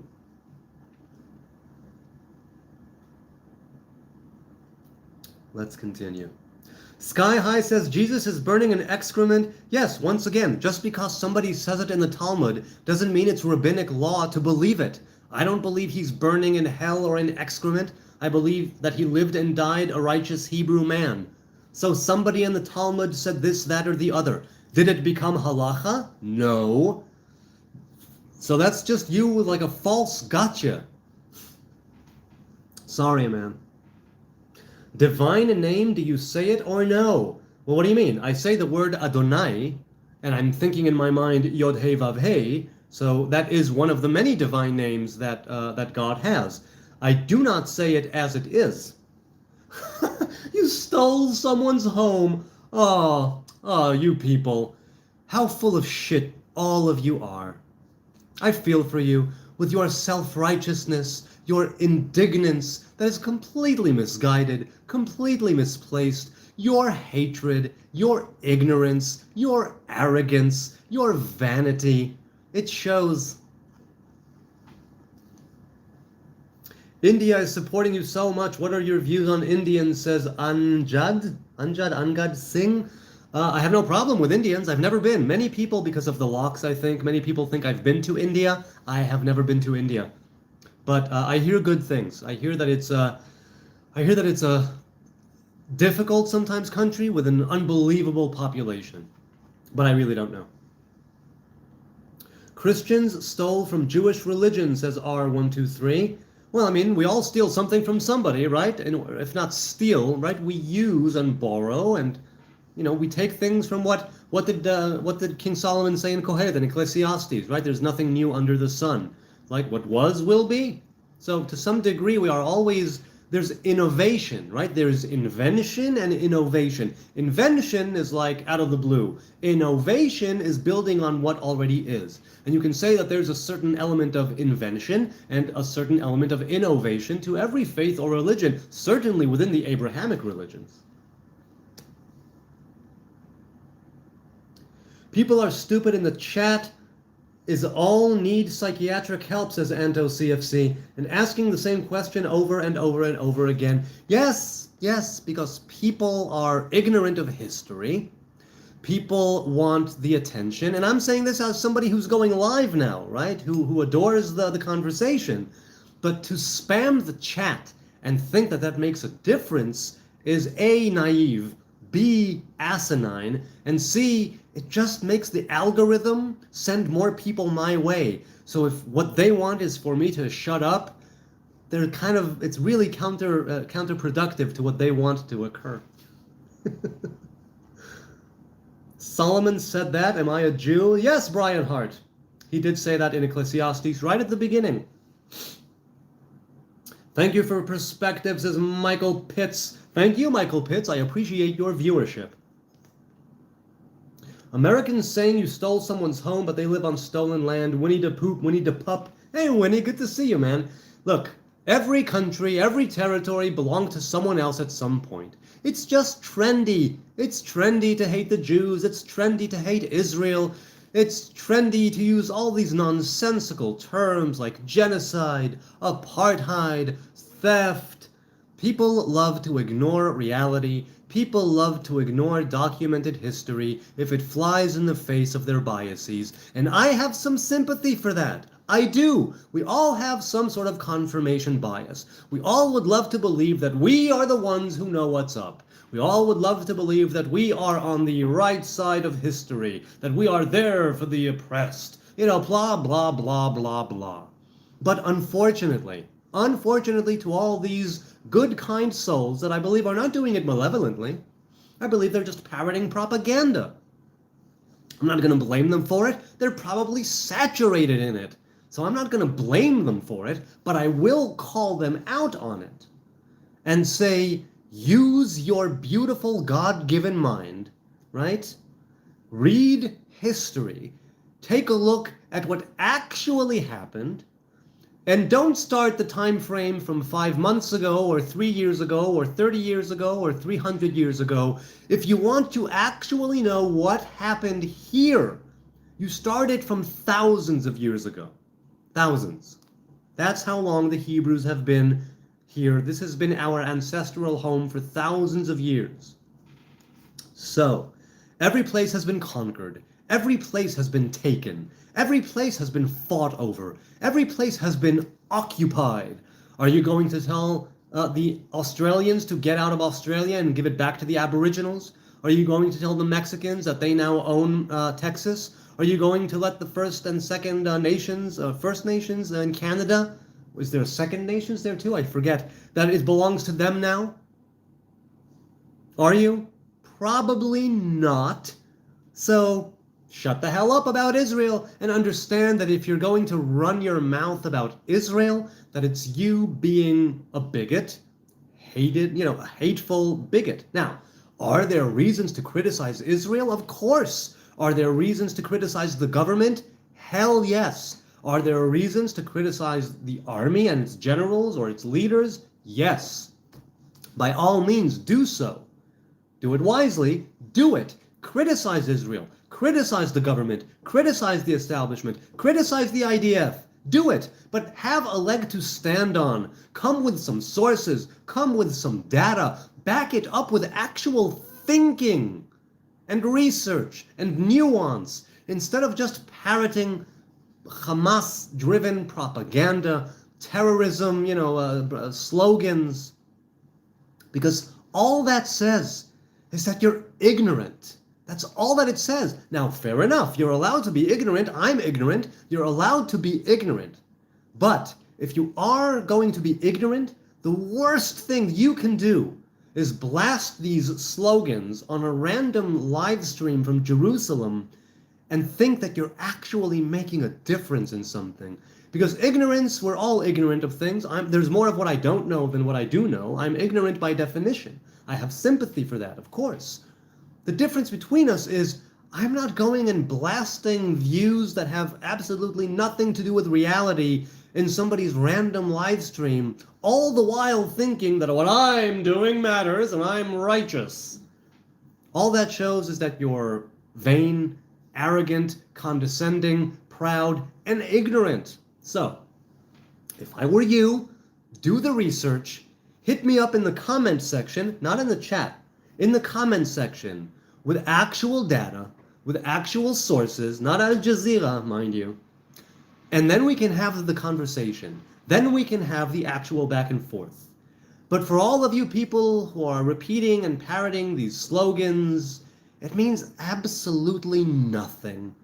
And it hurts your agenda. And it furthers my channel through engagement and the algorithm. So nothing that you would want to achieve by blah blah blahing in the chat is actually achieved. Nothing. All right. Scrolling down. A super chat came in? Yes, another super chat came in. Let's see. Hey, JP is here. How you doing, man? How you doing? Genesis 22:8 says Abraham saw a lamb God would provide, right? Elohim yir'elo haseh le'olam bni, but God provided a ram. Was he wrong, and why was it a ram? So, these sacrificial animals represent two different divine revelations, right? The lamb represents, if I'm not mistaken, the lamb represents the right side. Hold on, let me see quickly. Keves tzad yamin, ayil tzad smol. Where is it? The center. Hold on a moment. I don't know off the top of my head. And I'm not going to start doing this over here because I don't see it. I need to phrase it in a specific way. Okay, let's put it this way. Those animals represent different divine revelations. Okay? So, Abraham and Isaac. Abraham represents the right side, Isaac represents the left side. The lamb and the ram also, if I'm not mistaken, represent the right and the left. So when Abraham said it, he said lamb. When Isaac was actually substituted for an animal, it was substituted for an animal that had more to do with him, right? Where it was the center or the left, meaning that there was something along the lines of the right side personified by Abraham, binding the left side personified by Isaac. in order to bring about unity personified, let's say, by the ram. Do you see what I'm saying? Also, the horn of the ram, the horn in general, the shofar, is known as, it corresponds to the higher feminine revelation known as Bina, right? That the mother, the revelation of the mother, which is returning, which is repentance, which is tshuva. It's a higher revelation. So, to sum up very quickly, it's not that Abraham was wrong. Abraham named an animal that came from his side of the force. Isaac was substituted for an animal that corresponds with his side of the force, or if I'm not mistaken, the ram is either on the left or in the center. So it was either pulling, right, Abraham on the right, binding Isaac, which is the left, bringing unity to the both sides, and then actually sacrificing an animal that's a ram that's from the pillar, from the middle pillar, from the center pillar. So we have right, left, and center, right? The three different lines symbolizing the divine revelation.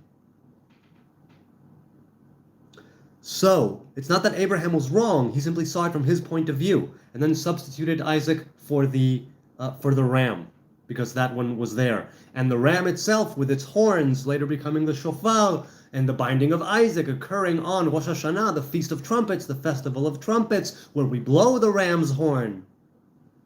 This all is intertwined. It's all together, right? Because these names, these characters, these animals, and the actions they carried out, these are all things that sort of mirror the relationships between the different divine revelations and the divine emanations. So it all goes back to the tree of life. So no, he wasn't wrong, and that's why it was a ram. Now that's off the top of my head, but if you want, JP, leave a comment and I'll get back to you more precisely with some sources on the ram, on the nature of the ram, and what it represents. Because I don't remember the ram offhand. I know, for instance, that a goat represents the left side, and the sheep or the lamb representing the right side, and the ram, sheep or lamb, and the ram may represent the middle pillar, but I don't recall. TBR says, does tikkun lift everyone, ignorant or not, towards Keter's light, and what or who is Ein Sof? So Ein Sof is one of the names by which Adonai is known, right? Ein Sof means endless or without end. That is Ein Sof, known also as Ein Sof Baruch Hu, the endless, blessed be He. So Ein Sof is one of the names of the Most High God. There is also something called Or Ein Sof, endless light, which is an emanation of God. Does tikkun lift everyone? Tikkun means repair or adorn. It's a twofold thing. Does it lift everyone? Depending on the tikkun. But basically, when you make right something in your life and you elevate yourself, you elevate the entirety of creation alongside with you. And in that sense, yes, a tikkun lifts everyone. Are there particular personal tikkunim that you can do in your life that pertain more to you as an individual with your history, right? And the good things and the bad things and your experiences? Yes.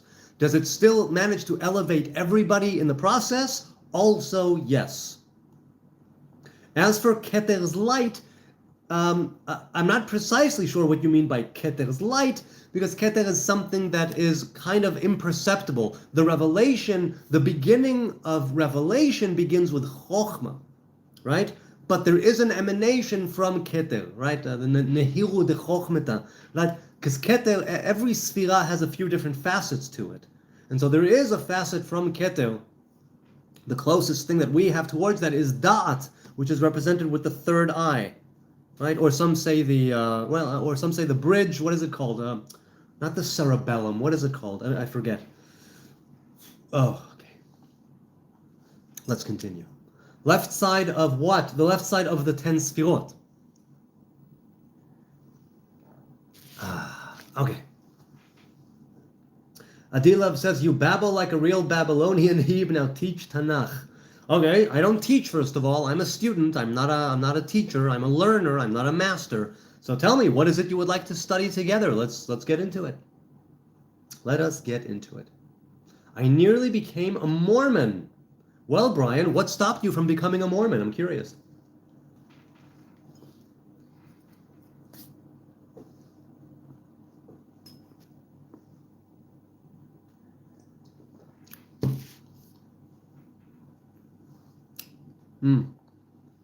And next says, guys, spread this summon section with Free Palestine. I'll do you one better. Free Palestine! Free Palestine from Hamas. Free Palestine from terrorism. Free Palestine from the Palestinian Authority. Free Palestine from the disgusting, warmongering, bloodthirsty Islamic regime terrorist leadership. May the poor, innocent Palestinians that are actually innocent and poor, may they be free from their disgusting leaders. May they be free from their dictatorships.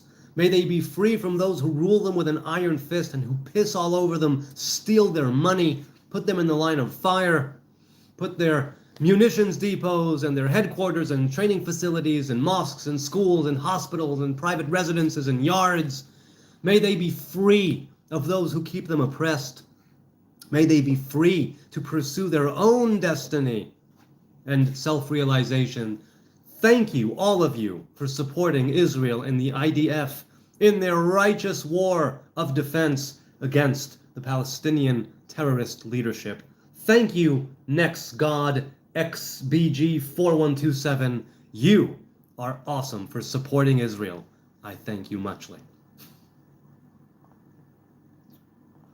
Mr. Weed says, a real Jew who follows teachings of Abraham would not kill and steal from natives who have been living there for more than 2,500 years. They would wait until the Messiah arrives, who has the right to decide. First of all, you have no idea, really no idea, what you're talking about. Because nowhere does it say that we need to wait until an anointed one arrives. Nowhere. Is that an opinion? Yes. Are there people who follow it? Yes. But they don't go with the Torah. What they go with is an interpretation of the Songs of Solomon and the Three Oaths, which basically says, do not waken the love until it shows that it wants to be woken. Okay. As for natives who have been living there for more than 2,500 years, yes, there have been people living here, Jews and others, for this entire span of recent few thousand years. I agree. Not only the Hebrews, but a real Jew who follows the teachings of Abraham would not let itself be attacked and remain defenseless. Israel is fighting a defensive war. So, if you're talking about killing and stealing from natives, I call bullshit on that. I call bullshit on that because Israel did not invade.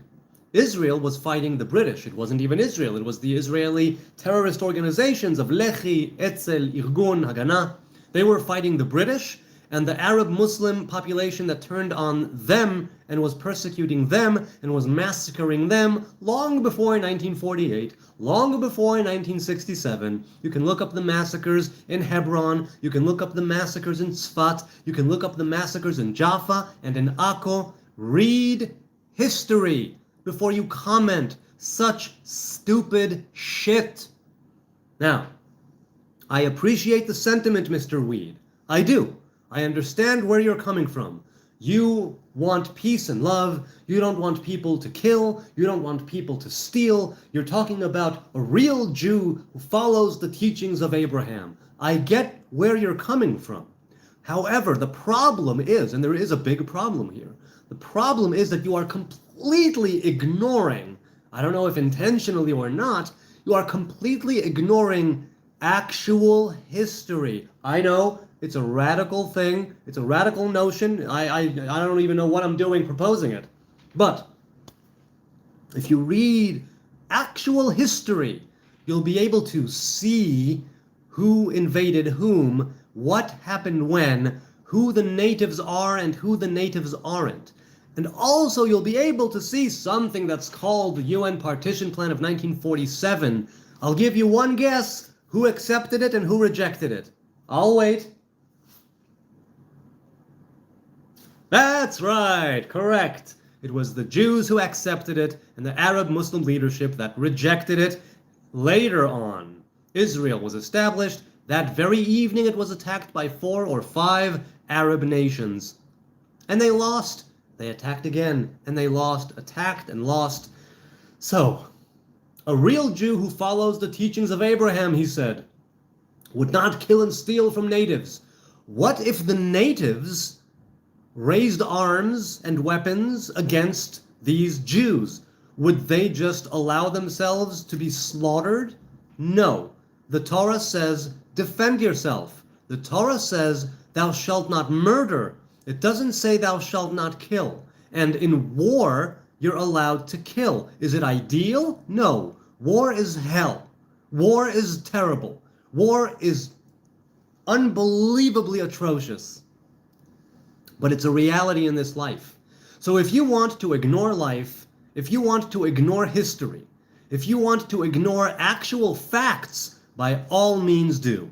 But for you to do all of that and have the audacity to say that a real Jew who follows the teachings of Abraham would not defend himself, which is what you're de facto saying with that comment, I disagree. Also, you're mistakenly representing the Torah when you say they would wait until the Messiah arrives, who has the right to decide. Some people said that in the beginning of the 20th century in Europe, when people were making aliyah, people were ascending, right? Modern-day Zionism was established, right, and reared its head in the middle of the 19th century. And in the beginning of the 20th century, it was going on and carrying on, and then the Balfour Declaration, and the Ottoman Empire fell. And still, people in Europe, Jews in Europe said, no, I'm good here in Europe, it's all good. I'll wait for the Messiah, it's fine. What happened then? What happened then? While they were waiting for Messiah, what happened then? They were slaughtered en masse, millions of people. And within World War II, forget the Jews, World War II and Nazi Germany, dozens of millions. How many millions was it? 20-something million? How many died in WW2? 70 to 85 million, even more than I remembered.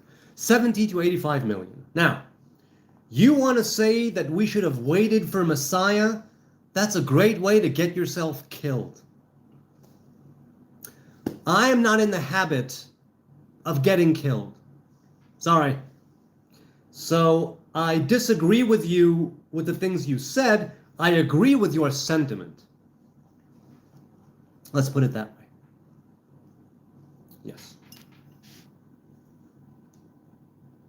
First Israeli ruling party were all terrorists who also attacked Brits. Yes, the IDF was established from the different terrorist organizations. When the nation of Israel was established, right? When the state of Israel was established, the terrorist organizations, the resistance organizations, were made illegal and disbanded, and they formed the IDF. And the leaders who had left there, right, they also became part of the ruling government at the time. This is true. They fought the British, and they fought the Muslim Arabs who attacked them. Sometimes they took the initiative, sometimes it was retaliatory, but definitely, yes, the old Yishuv, before the establishment of the State of Israel, was not going to take it lying down. There's no other course of action. When you are being attacked, your sense of self-preservation and your instinct of survival, it kicks in. Now, many people take a great issue with this. What? The Jews are defending themselves? What? They want to preserve their people? What? They're actually doing something instead of bending over? Yes. Yes. You used Wikipedia, didn't you? I didn't use Wikipedia. I'm not sure what you're talking about, Brian. I asked just now how many died in WW2, because I remembered it was like dozens of millions. I didn't remember how many dozens. That's it.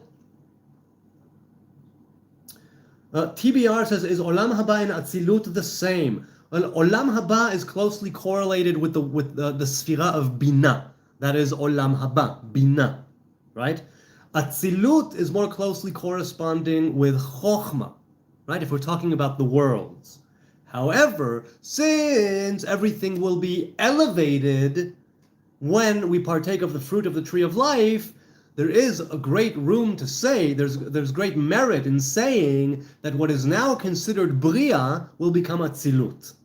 And so you can make the argument that later on, Olam Haba, that corresponds now to Bina, and Atzilut, that corresponds to Chokhmah, will each be elevated. And so Olam Haba and Atzilut, first of all, Olam Haba and Atzilut, insofar as they are Chokhmah and Bina, they do have a place where they are where they meet. They have some sort of place where they meet, right? The different Sfirot. So it's not the same. No. If they were the same, then it wouldn't be Chokhmah and Bina. It would just be Chokhmah, or just be Bina. All of the Sfirot are different. It's one that begets the other. Ila ve'alul, right? One is the reason for the next. And because of that, they are different. They had to be different, otherwise it would only be Keter. But no, we have Keter until Malchut because of that. Ill-gotten gains. How can Jews be a race when they're all different colors? Well, first of all, people say that they are an ethnicity, people say they are a race, people say they are a country, people say they are a religion, people say they are all kinds of things. How can they be a race when they're all different colors? There are people who are racially from the Middle East, from the remnants of the kingdom of Judah, genetically, right, genealogically speaking, and then there are those who converted. So, you have people who've been Jews coming from a line from thousands of years, and you have people who are Jews that converted and who added their DNA to the genetic pool. That is how. Because we have converts. That's how, basically. Okay, let's continue. No one attacked you, Mr. Weed said.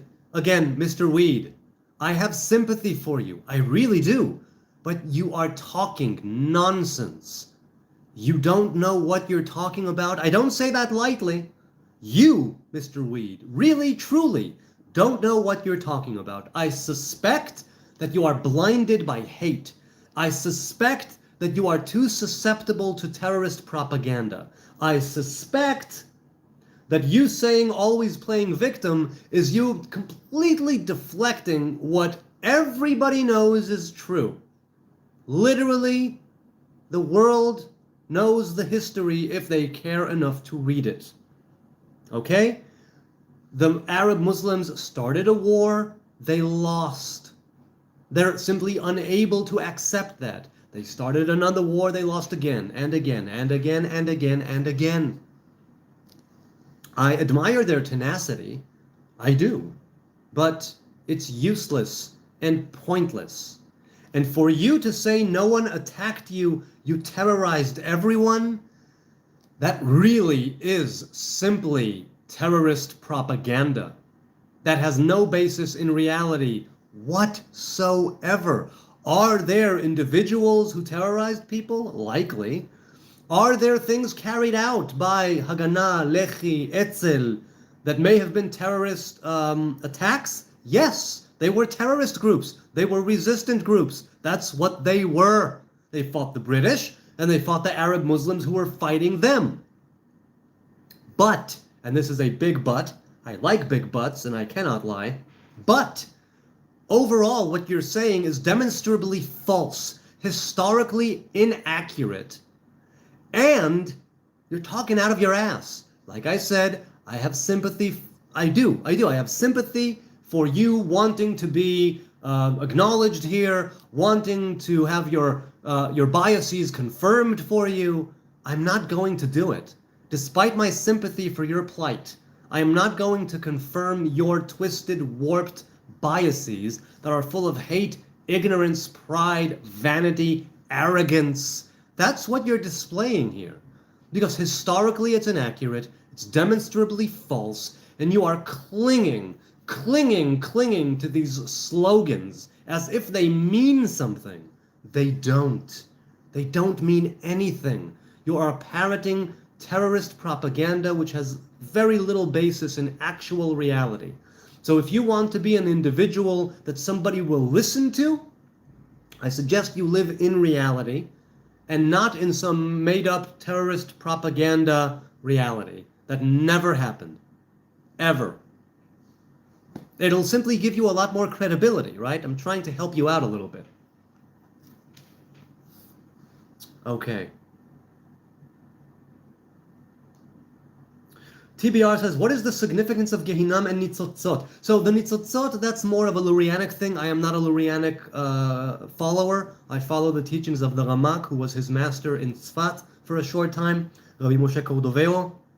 As for Gehinam, Gehinam is like kind of a Hebrew purgatory. It's not purgatory, but it's a temporary place. There's no time and space there, but for all intents and purposes, we use these physical terms to convey spiritual ideas, to convey the unconveyable.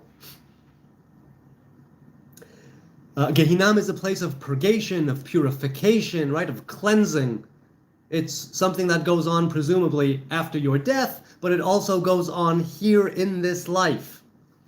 So that is the significance of Gehinnom. You are able to be cleansed. You're able to become pure, right, let's say. Just like you can have ritual uncleanliness and ritual impurity, you can have a kind of impurity that goes on and that later needs to be contended with and taken care of.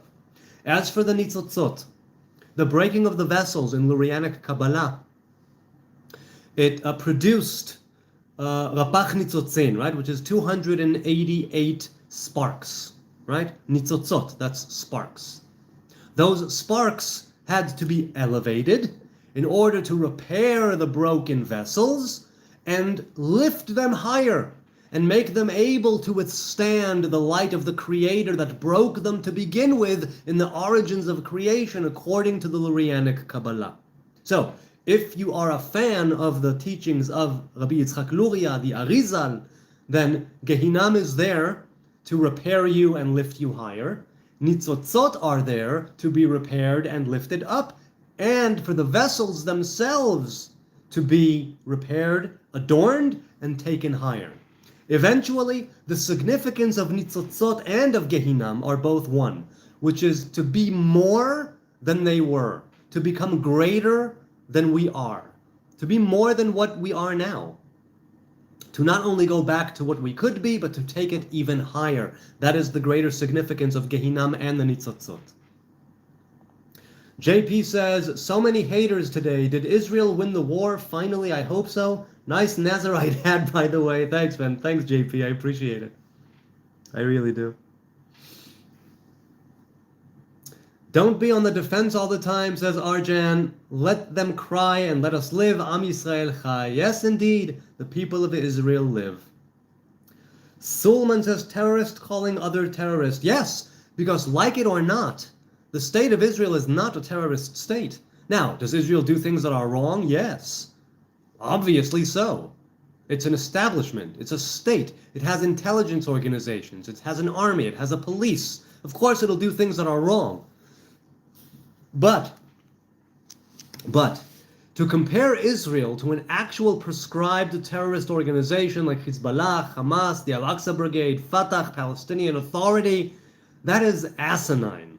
Truly it is. If that were the case, why are so many people and nations in contact with Israel? Why is there such a booming trade, and industry? Why is Israel at the forefront? Why are Jews at the forefront of all of these, medicine and art and technology? Why is it that you good people are using a phone or a computer or a tablet because some Jew probably was involved in it, some Israeli technology or some company that's based in Israel that has an offshoot in Israel probably contributed to the very processors that are running the machinery that you're looking at right now, through which I am coming with zeros and ones, with pixels, a digital projection, live from Jerusalem. So if you truly were behind what you're saying, you wouldn't use the phone, you wouldn't use the tablet, you wouldn't use your computer. But you're not. You're hypocrites. You choose, despite there being so many battles and skirmishes and actual tragedies and genocides ongoing in the world now, be it in Yemen, be it in Sudan, be it before in Syria, Afghanistan, Pakistan, you don't care. All you care about is, oh, those Jews! You don't give a fuck about humanity. You don't give a crap about people's suffering. All you want is to virtue signal. All you want is to appear righteous.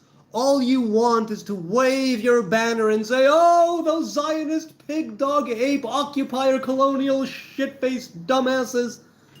But when you come down to it, you have no leg to stand on. Not morally, ethically, historically, nothing. You've got nothing. You're just virtue signaling with literally nothing to stand on. And that is why all you can do is put these flags in the chat and parrot propaganda and make it seem as if you're on the right side of history. This is what you have to do with your life. Really think that through.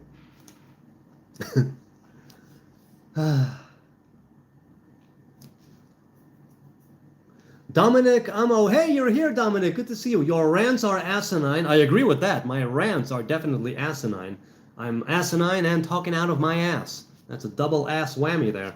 Mossad did 9/11. Really? What's your proof?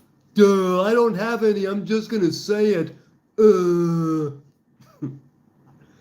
How lovely. Akurat says, love and peace for every heart. I agree. Love and peace. That would be pretty damn good, wouldn't it? Pretty damn good. Dancing Israelis, buddy. What? Well, I don't know what dancing Israelis are. But all right, let's get on board.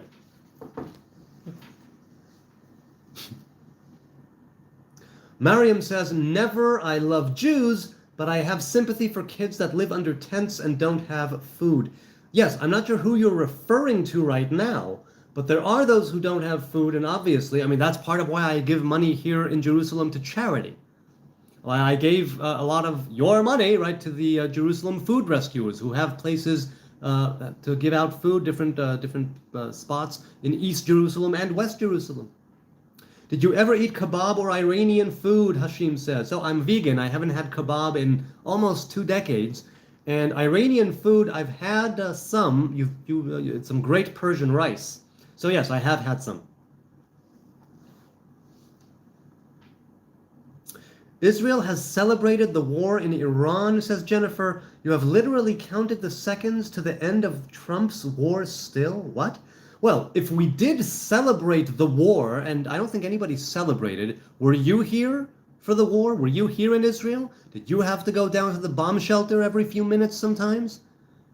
Were you afraid that maybe the next one that the Iron Dome would miss would hit your house? Likely not, Jennifer. I don't know where you are, granted. Maybe I'm mistaken. Maybe you live in a war zone. If you've never lived in a war zone, then sorry, you don't know what it means when you say they celebrated the war. No.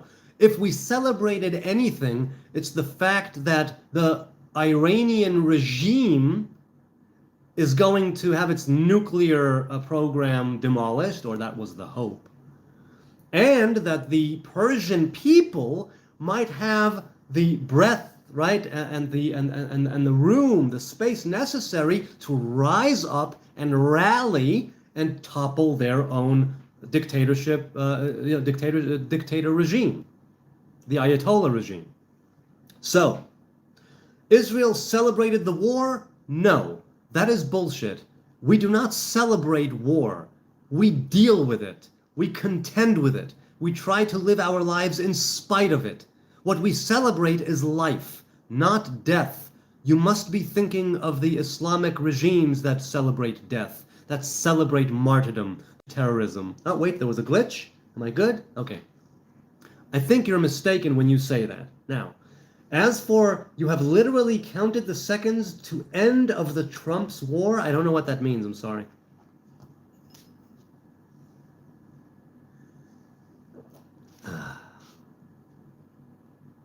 Let's continue. So am I ritually unclean for not following Noahide laws? No, everybody is ritually unclean in some way, shape, or form. Being ritually unclean is part and parcel of being alive in this world. There is different levels of ritual uncleanliness. There is different levels of ritual purity. What you must remember is that it's part of the natural cycle of living, TBR 763. And do I go to Gehinnom before reaching Olam Haba? Olam Haba has nothing to do with Gehinnom. Olam haba has to do with, Gehinam is a waiting room.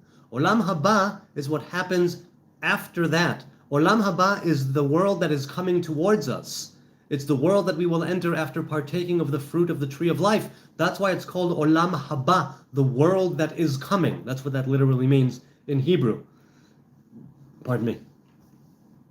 Now, as for whether or not you need to go to Gehinam, that depends on you and your sins, your merits, your transgressions, your good deeds, your righteous dealings, your benevolence, and your malevolence. It has to do with how you live your life. If you manage through love and through positive worship, through simplicity and humility and doing good deeds, and and through tragedy and suffering and bad things happening, if you manage to cleanse yourself in fullness in this world, you won't need to spend even a second in any kind of purgatory or purgatory-like place like a Gehinam. And right, you'll go to what's called Gan Eden Tachton, Gan Eden Elyon, the lower Eden and the higher Eden. And that's a different story altogether. But Eden and Gehinam are both waiting rooms. We still haven't partaken of the fruit of the tree of life. That is humanity phase 2. That is creation phase 2. The tree of life was put under guard, right? The path to the tree of life was put under guard of the cherubs and the turning flaming sword. But it was never forbidden to partake of the fruit of the tree of life itself. The tree itself is still there waiting for us to get to it. And so we have things in this world that sort of allude to it. Things like Torah, things like the Kabbalah, the kosher Kabbalah, things like the Nazarite vow, right? That all correspond with the tree of life. And Olam Haba is what will happen after we partake of that fruit, God willing, together as a unified human race. No more borders, no more faiths, no more religions, no more wars, nay, no more death. Death itself will be taken out of the equation, much like it came into being in Eden. It will be taken out of being in Eden, and we will partake as one, just like we were in Eden. In Eden, there was no Jews and Gentiles. In Eden, there was no different cultures or faiths or borders. In Eden, it was humanity, the natural world, and the divine revelation. That's it. And that is, God willing, what we will be going back to, and that is what we are aiming towards. Let's continue. So you can fail cleansing, says Mr. Good Times. Is there destruction or only suffering, or is cleansing inevitable? Cleansing is inevitable according to tradition. It's not a question of failing cleansing. There are simply those who traditionally, some say, are stuck forever in what ought to be a temporary thing, like Gehinam. And there are those who they say will not merit their share in the coming world or the world to come, however you want to look at it. Can you fail it? Yes, but by and large it says, Kol Yisrael yesh lahem chelek la'olam haba, all of Israel has their share in the world to come. And I say, even more than that, it's not Israel, it's humanity. Humanity as such. Israel were not made in the image of God. Humanity was made in the image of God. All of us. Now, some Jews say, no, Jews have a higher soul.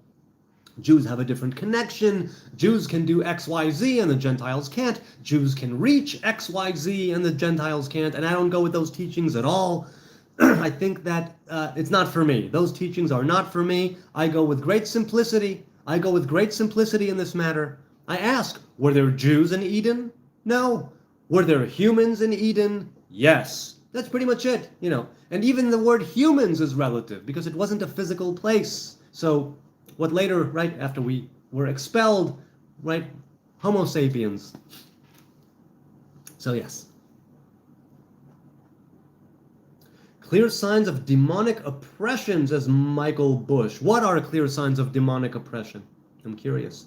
This dude is lost. Really? First of all, I agree. I'm definitely lost. I'm trying to live my life in such a way where I will be able to find my direction and walk simply and humbly before the Most High God. Now, I would love it if you would tell me where I'm lost, and then maybe I'll get an idea of what it is that I should be doing. Let us continue. Scrolling down. What made you take the Nazarite vow, Lucius Vaughn? Hi, Lucius Vaughn. I felt called to the Nazarite ship for a long time.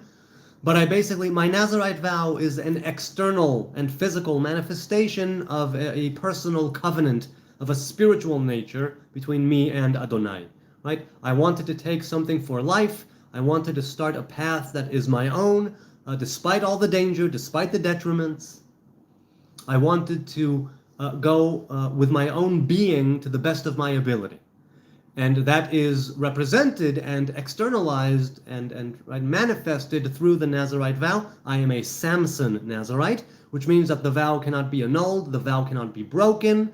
There's no sacrifices to bring because it's not a temporary vow. And since it can't be broken, there's nothing to start over. So it's for life from now until the grave and afterwards.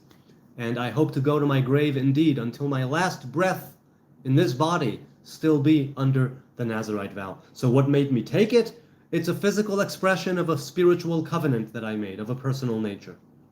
You are lost in your arrogance, says Farrakhan.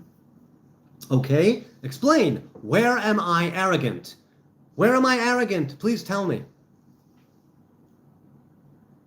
Now you're talking crazy, says Adi. Most Jews and Gentiles and making up fantasy religions utterly lost in their vain, glorious imaginations.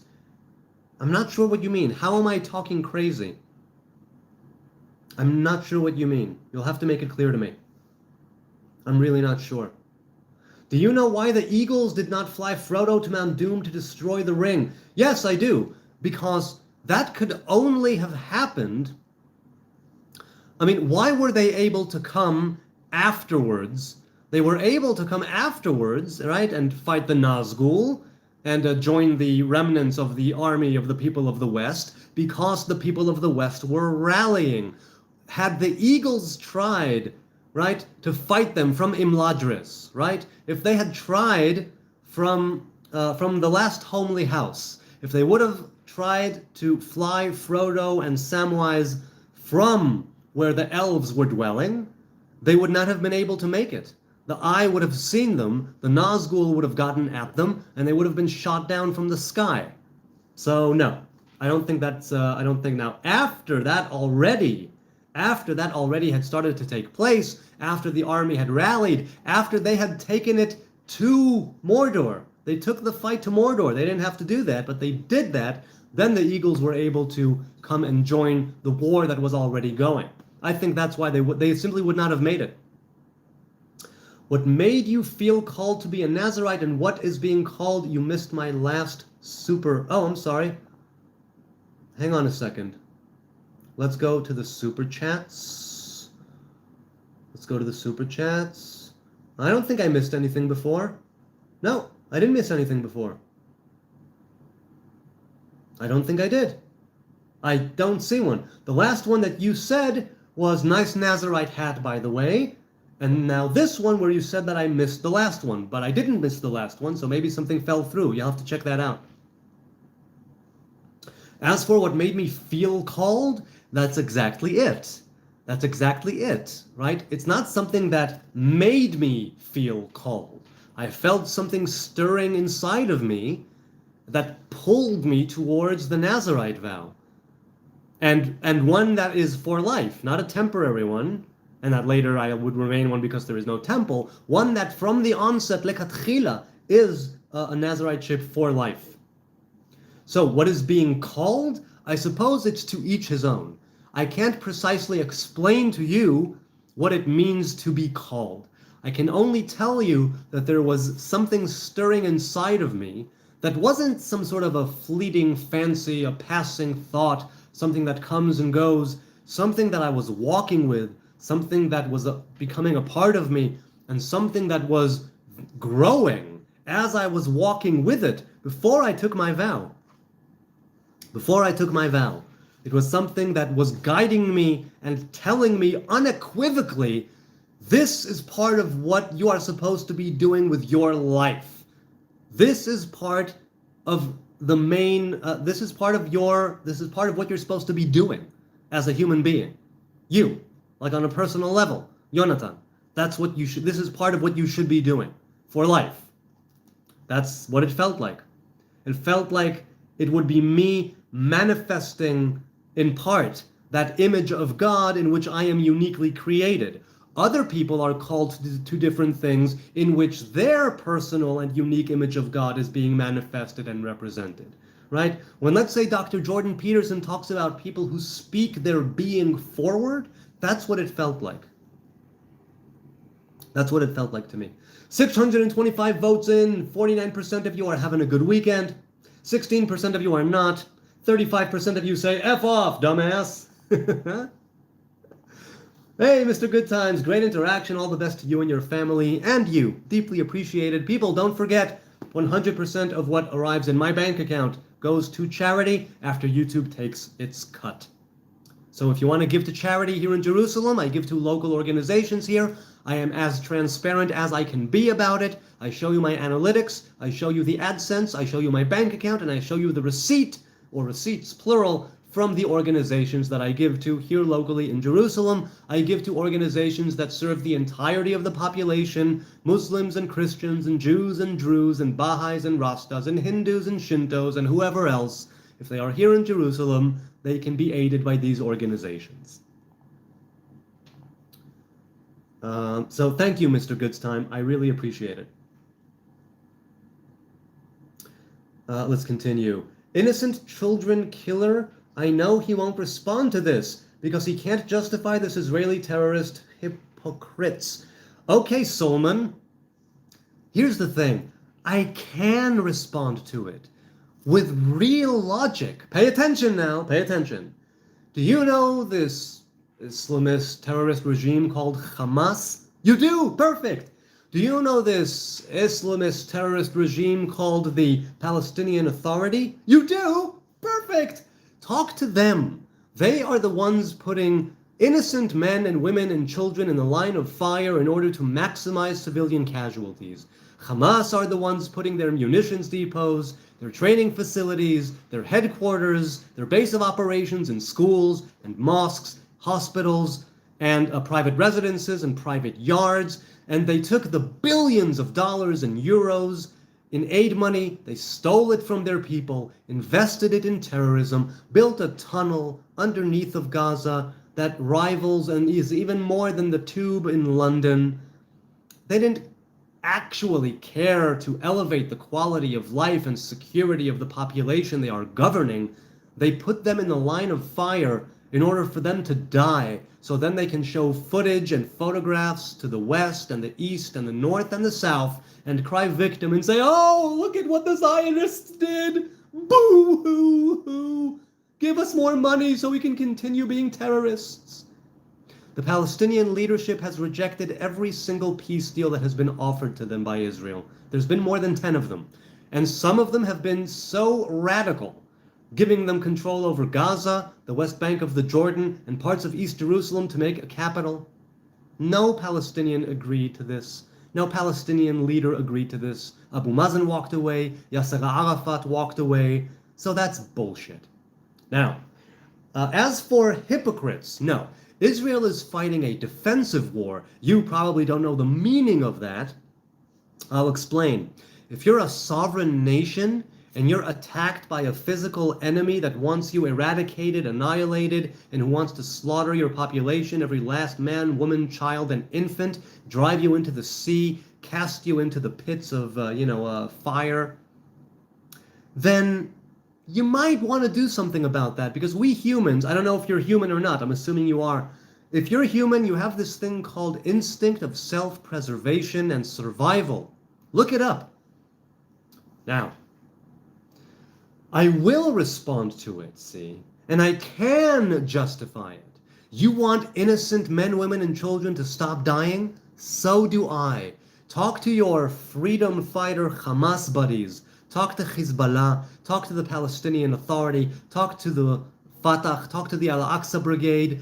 Tell them to lay down their arms, surrender, stop attacking Israel, and we can have peace. Then we can work on having real justice, we can de-radicalize both sides of this conflict, and actually have some peace in the region. The only reason why there is no justice and peace in the region is the Palestinian leadership, which doesn't want a state. All it wants is for Israel not to exist. The Hamas charter doesn't mention a state of Palestine. It mentions eradicating the Israeli sovereign nation. That's what it actually wants. If it wanted a Palestinian state, it could have had one. Israel pulled out of Gaza in 2005. Just like Israel pulled out of Lebanon in 2000. A Palestinian state could have been established at any one of those times, any one of those peace deals that were on the table. But they said no, because they don't want peace, they don't want prosperity, they don't want to actually thrive. They want bloodshed, war, hate, annihilation of the Jewish state. They want to keep their own population with their title of refugee forever and ever. Keep them in squalor, keep them in poverty, keep them scratching for a living so they can blame Israel. Whereas Israel is interested in peace. This has been demonstrated many, many times throughout history, from the establishment of the State of Israel until now. And even if we say that no, Israel never wanted it, what about Jordan? What about Egypt? Have you seen the Egyptian border with Gaza? I have. Have you seen it? Probably not, because your whole paradigm would come crumbling down. Because you're full of shit. Now, I love it that you're full of shit. It makes my job that much easier right now, debunking all your stupid shit. But at least have the balls, the decency, the authenticity, the humility to say, I'm full of shit. Look up some history. Read a book. And by the way, I'm full of shit too. Don't believe me. Read actual history. Don't believe me. Don't do as I say. Don't do as I do. Don't do anything. Nothing. Don't watch. Go. Scroll away. Boo. Oh, off with you. Shoo. All of you. Go away. I don't need you. The thing is, I'm just here to have conversations with people. I'm just here to have some discourse. And people who come in here with these terrorist slogans, who have no idea what they're talking about, and then come at me saying, he won't respond to this. No, I'll respond to this. It's very easy to respond to this, because you're not actually giving anything of, you have no credibility, you have no authority, you have absolutely nothing of truth to stand behind, no leg to stand on. All you have is your zeros and ones parroting propaganda without bringing any credible material, research, links to the fold. I'm supposed to not respond? Why would I not respond? Why would I not call you out for your bullshit? Of course I'll call you out for your bullshit. And feel free to call me out for my bullshit. Please do. Push back against me. Fact check me. Challenge me. It's part of what I'm here for, not for the debate. I'm not a debater. But if it's going to come to that, then yes, I want to be less ignorant. I want to be less stupid. Just enough. I want to be a little bit stupid. A couple of super chats came in. Let's see. I am Viet Cong says, Soviet Cong, what is up with people refusing to forsake the heritage, religion, and the culture of their fathers? Crazy. No, that's not crazy. This idea of preserving, right? Preserving the heritage, religion, and culture of their fathers, that's something that has great merit. The thing is that sometimes in the course of history, things are added on, right, to the heritage. Things are added on to the religion. Things are added on to culture, and so we must discern. We must discern. What is it that we are supposed to be keeping? What is it that we are supposed to be shedding? What is it that we are supposed to be guarding? And what can we burn off? That is a constantly updating thing, or so it should be. So it should be. Incidentally, this is why halacha was meant to remain oral and not be written down. That is why the Mishnah and the Talmud being written down is not a good thing. It's the product of exile and destruction. And so they chose the lesser of two evils because it's something that is meant to progress and evolve, right? heritage, religion, and culture. Some things are supposed to be pillars you stick in the ground, hills that you die on, and other things are supposed to evolve, and other things are supposed to progress. And you need a mind. You need to keep an open ear, an open heart, an open eye, to be able to discern, to use caution and discernment and know what is it that I want to keep, what is it that I want to let go of.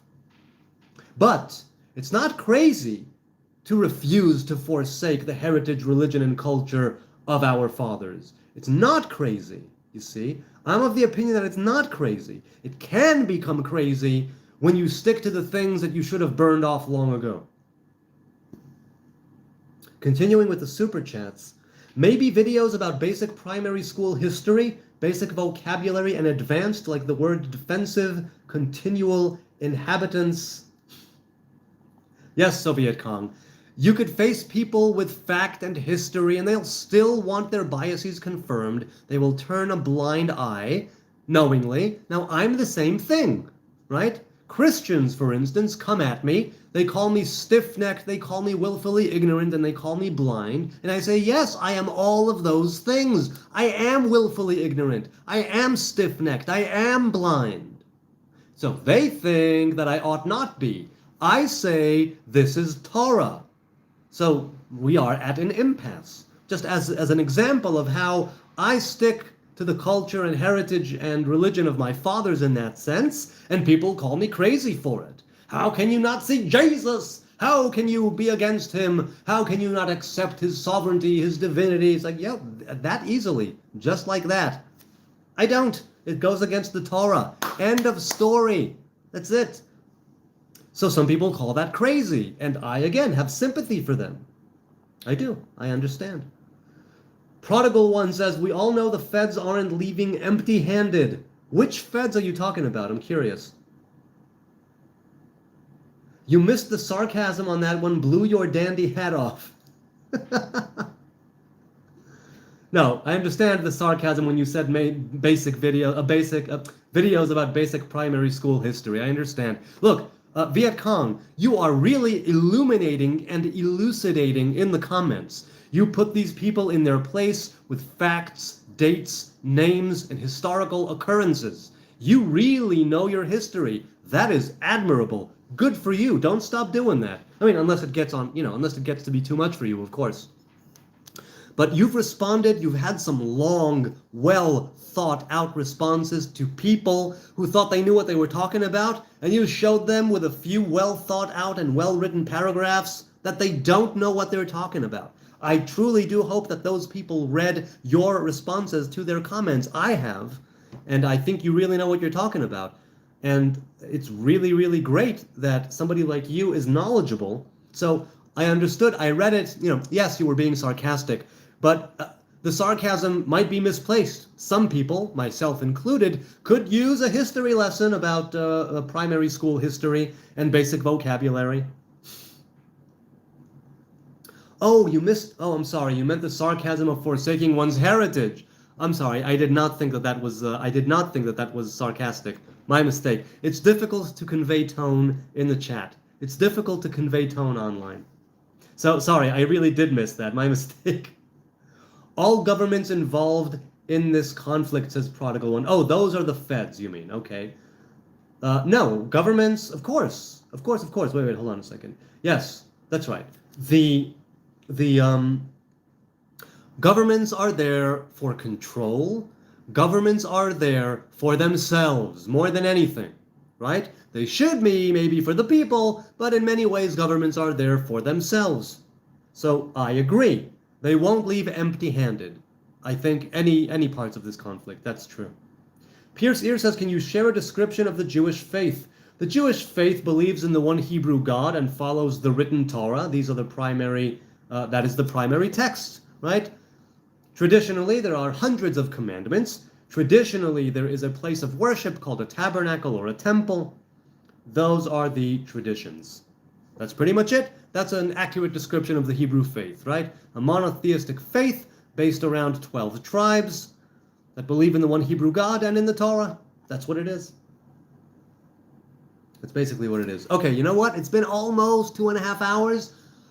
Whew. I think I'm going to say goodbye. Good people, I am on the road to 10K subs. As you all know, or those of you who follow, I don't ask for subs, I don't ask for likes, I don't ask for views. I appreciate every single one of them, of course.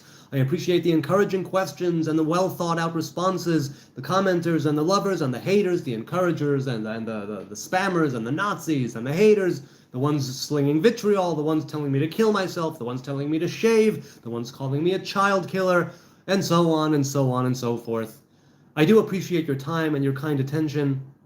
So yes, I'm on the road to 10K this June. I don't know if I'll make it. God willing, maybe I will, maybe I won't. But either way, I'm trying something different. Each day of the week will be a different format weekly. Tomorrow, 11 p.m. Israel time, I think I'm going to be reacting to a few videos that I was asked to react to, and then have the regular Q&A.